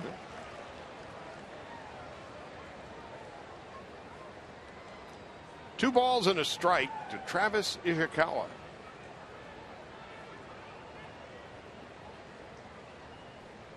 Now Peralta deals. Kendrick has it. Easy play. Is it easy inning for Joel Peralta? Last licks for the Dodgers. The Pirate closer Melanson coming in. And those are the fellas he'll be facing.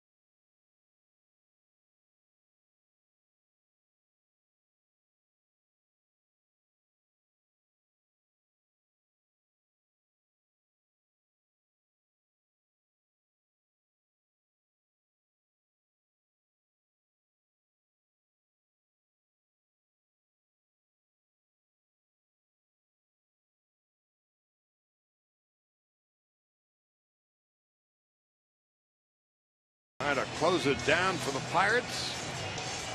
6-4 as we go to the ninth. And for Melanson, his 53rd appearance, and he's been pretty near perfect in saves and tries. Microscopic ERA. He doesn't strike out that many. He doesn't blow people away. Just can't put the ball on the ball. He doesn't throw anything straight. Everything seems to have movement on it.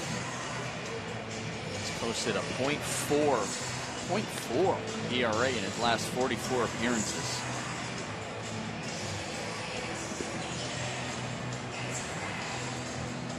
Began in the Yankee organization. On to the Astros, the Red Sox, and now his 3rd year in Pittsburgh. A career ERA of .292.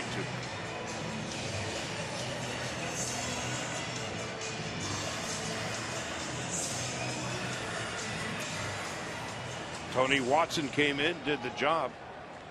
No runs and a hit. It was 6-4 after 3 innings. Nothing since. Neither starter fared particularly well today. Kendrick 1 for 4, takes a strike, and it's 0-1. Latos went 4 innings, 6 runs, 7 hits. Liriano went 3 innings, 4 runs and 7 hits. And the bullpens have been flawless since. Kendrick takes a strike, and it's 0-2.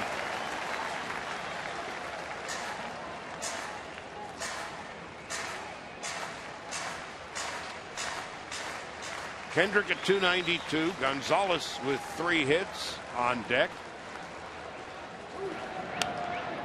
And Howie Kendrick leads off the ninth with a single to right.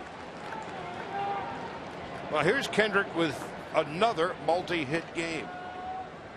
Howie's got 4 straight multi-hit games and 5 of his last 6.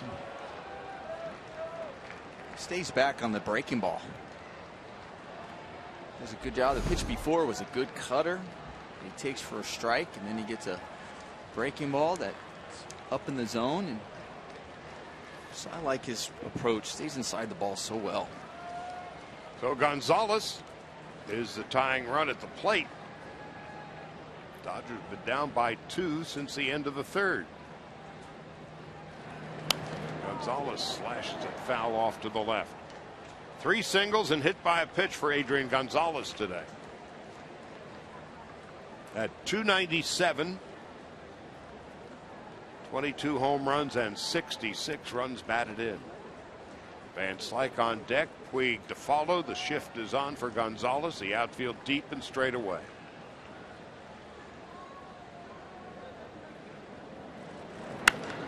Into left, right on the button, and it is caught by Starling Marte.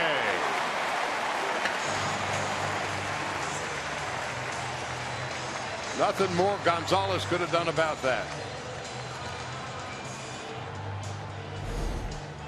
I mean, he hits this perfect. I mean, he hit it so hard. I mean, Marte looked like he had it easy right off the bat. But it was like looked like it was possibly carrying over his head, and I think he even realized that because it was hit so hard.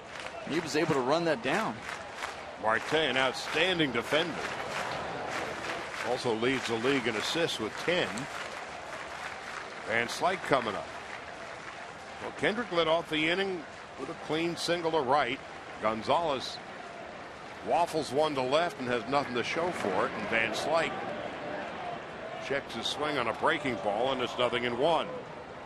Van Slyke single to left in the 1st inning when the Dodgers took their brief lead. Since then, he's fouled out, struck out, and flied out. I'll tell you what, Van Slyke, his last at bat, he flew out to center field, and it was deep, and he just got it off the end of the bat. So if his timing's on, square one up, he has the ability definitely to tie this game up at one swing. He is the tying run at the plate. The Dodgers down to their final 2 outs.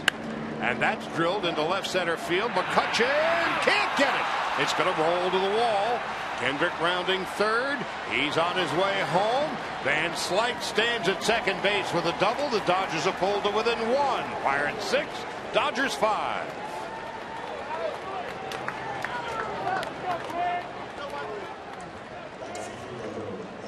Well, that was definitely the swing. He hits this right on the line. He squares this one up. He did not get this one off the end of the bat. McCutchen making a great effort out there. We've seen McCutchen come up with these before. Van Slyke coming up big. Now it's up to Yasiel Puig. See if he can tie this game up. Van Slyke the tying run at second base. Puig the lead run. Yasiel 0 for 3 and a walk. Melance's blown only one save all year, has an ERA of 141. Opponents hitting just .219 against him, but the first 3 Dodger hitters in the 9th have put the wood to him.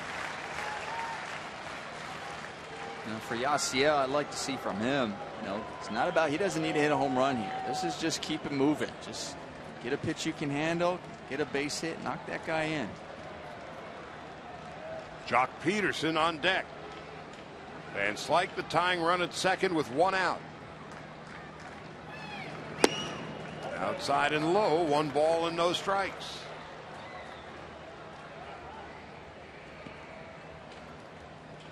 Dodgers have been down since the 3rd inning. Now they pulled to within 1. Van Slyke 180 feet away.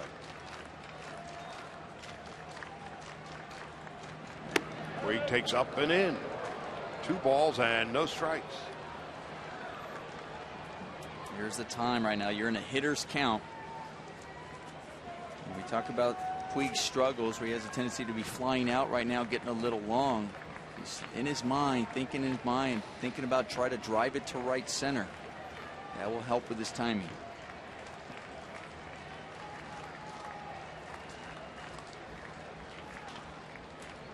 Two balls, no strikes. 2 balls, 1 strike.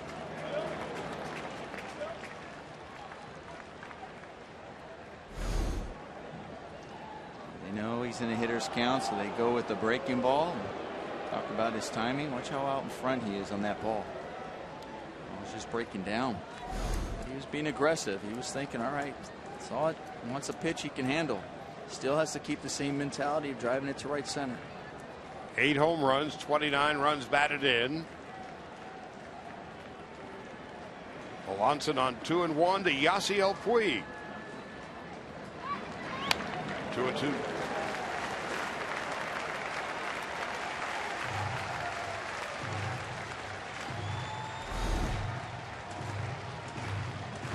He just misses that one. Oh, it's a little better swing we've seen from Yasiel right there. Wasn't quite as long. With runners in scoring position this year, Puig is hitting but .200. And Van Slyke at the bottom of your screen is the tying run.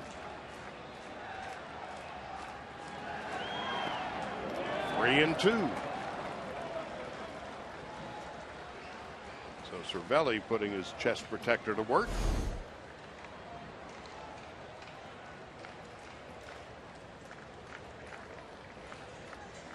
Cervelli wanted it down. It was a little too far south. And they wanted it down because those are the ones you can get Yasiel to swing and miss at. Ones that start off looking like a strike and the bottom falls off of it. And it's not just Yasiel. You get a lot of hitters swinging and missing at those.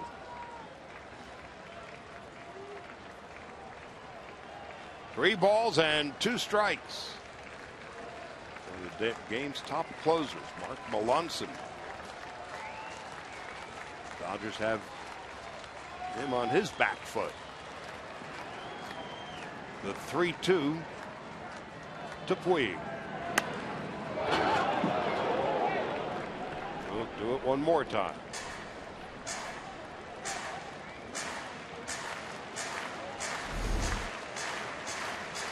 See, Cervelli is kind of setting up different from he's like, just in case there's a sign coming from the second man on second base going, oh, I want it down, or if Yasiel's peeking and then he wants the fastball in. One more time.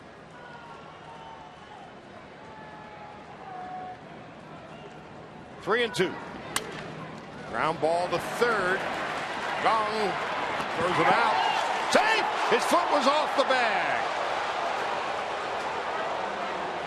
First base umpire Mark Wegner with an emphatic call. Now the Pirates are hoping perhaps a replay may overrule it.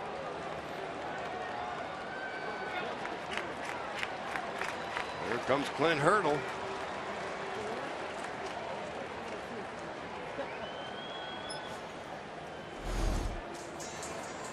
Well, good thing Yasiel. What I like is Yasiel hustling right out of the box.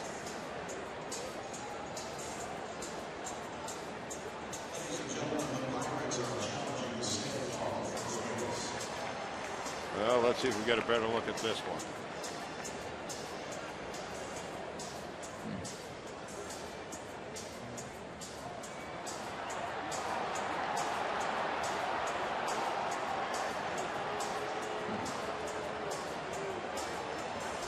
That view the most compelling for the Dodgers case, the last one. Kung had been playing shortstop all afternoon, moved to third late in the game.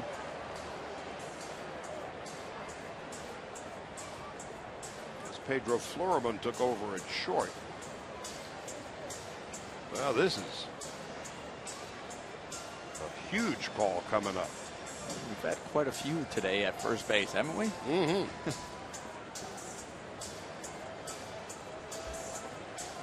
I think back in New York, they're going, is that Pittsburgh again calling? Let it go to voicemail. Really? Let it go to voicemail. Well, what do you think?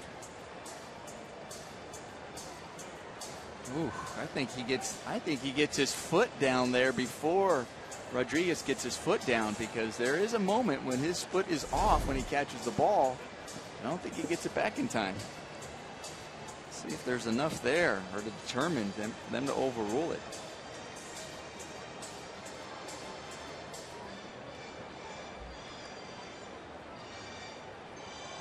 So we await the ruling from New York. And Puig remains steadfast at first, talking with Davey Lopes. And while the Marks, Carlson, and Wegner are listening to the replay officials in New York, we wait. And we will await their body language. If they point toward first base, almost inevitably, they then clinch the fist. And it looks like we're going to wait a little longer.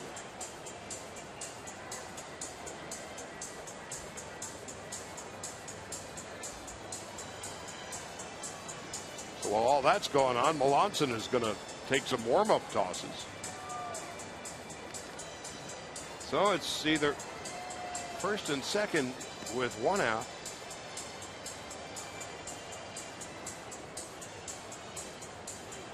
Or a runner at second and two out, pointing, and the fist.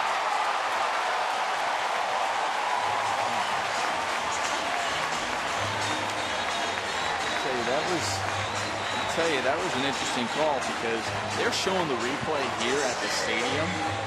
And usually when they show the replay at the stadium and the crowd goes crazy, like, yeah, it's an out, and going, you know, like they were sure of it. And they weren't sure here. They weren't going crazy. They were waiting, because I bet they were holding their breath, because the replay here was showing like he was off. So that's really, really interesting that they overturned that one. Bench coach Dave Joust, one-time Dodger, along with Clint Hurdle there. And now the Dodgers are down to their final out. And that certainly has awakened this crowd of nearly 39,000, the 16th sellout of the year for the Pirates. And Jock Peterson, who singled to center in his first at-bat. 6-5 Pirates. Peterson takes a fastball under the fists. 1 ball, no strikes.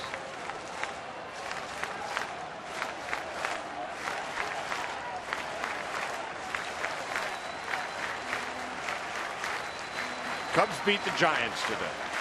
Dodgers down a run 2 out in the 9th. Van Slyke leads from second. Time called.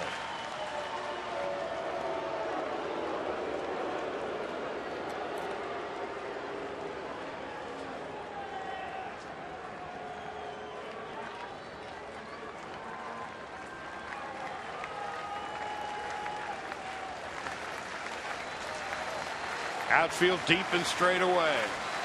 Melanson to Peterson. 1-1.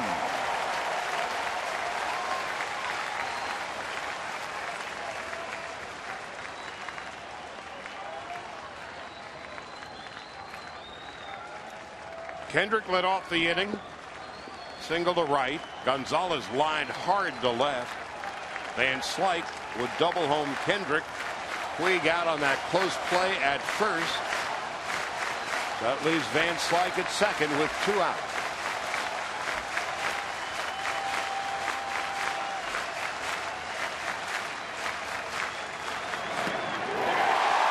One and 2. Dodgers now down to their final strike.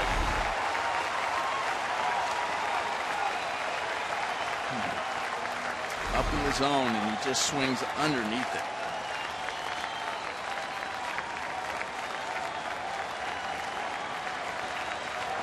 Peterson has been struck out 130 times this year. 1 and 2, 2 out in the 9th. Pirates 6, Dodgers 5. Melanson getting the sign from Cervelli.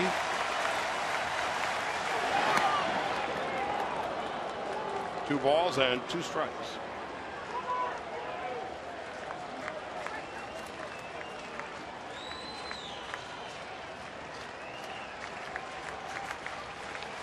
Well, how do you keep your heart from exploding out of your chest when you're up there?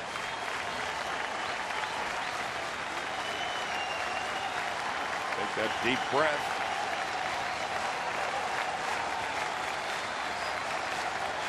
Two balls, 2 strikes, 2 outs, 9th inning. Van Slyke leads from second. The pitch from Melanson. Well, now 3 and 2. Wow, this was really close right here. Woo. And that's one of those that can go either way. Every Pirate fan thought it was a strike. Every Dodger fan was like, of course it's a ball.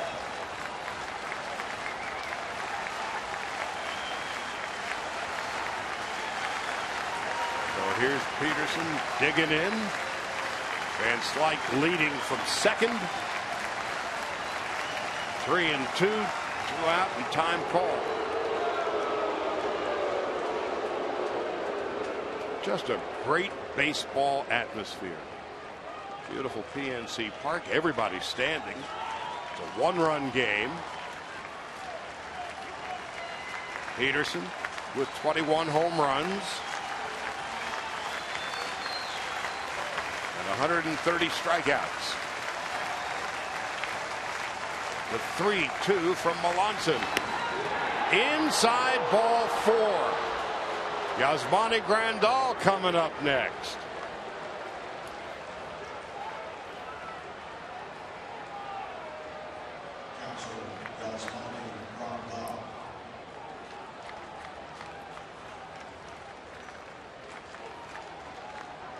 Now here's Grandal. He pinch hit in the 7th inning for Ellis and bounced into a double play.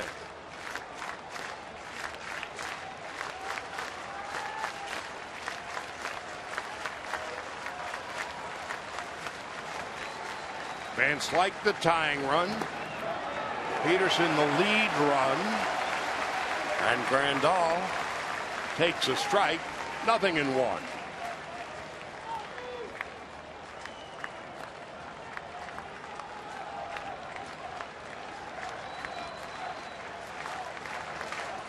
Carl Crawford in the on-deck circle.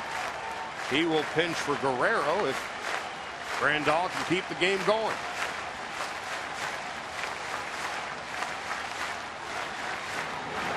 Outside. 1 ball, 1 strike.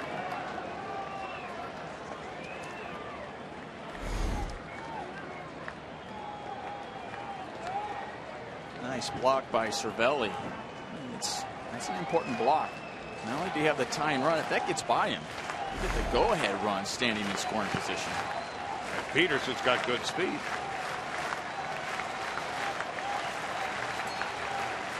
'23rd pitch of this 9th inning.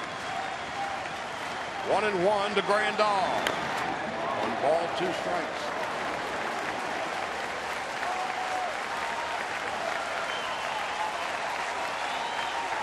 Grandal hitting .288 on the year, .298 with runners in scoring position.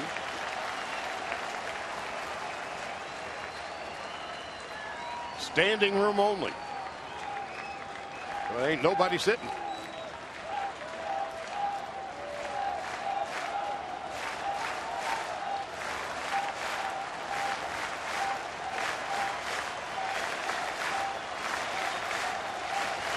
One ball, 2 strikes, and 2 outs. Here's a pitch. Grandal down on strikes, and the Pirates hang on and beat the Dodgers 6-5. Dodgers score a run in the 9th.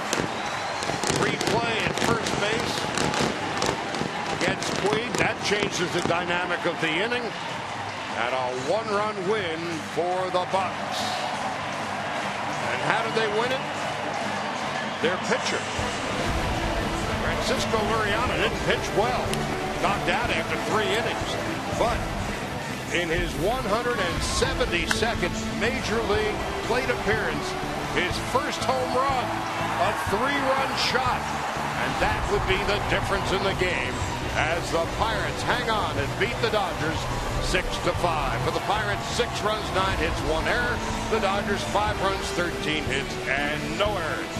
That's a wrap from Pittsburgh. For Nomar Garcia, Pirates, Kelly Tennant, Charlie Thunder, saying good night and goodbye.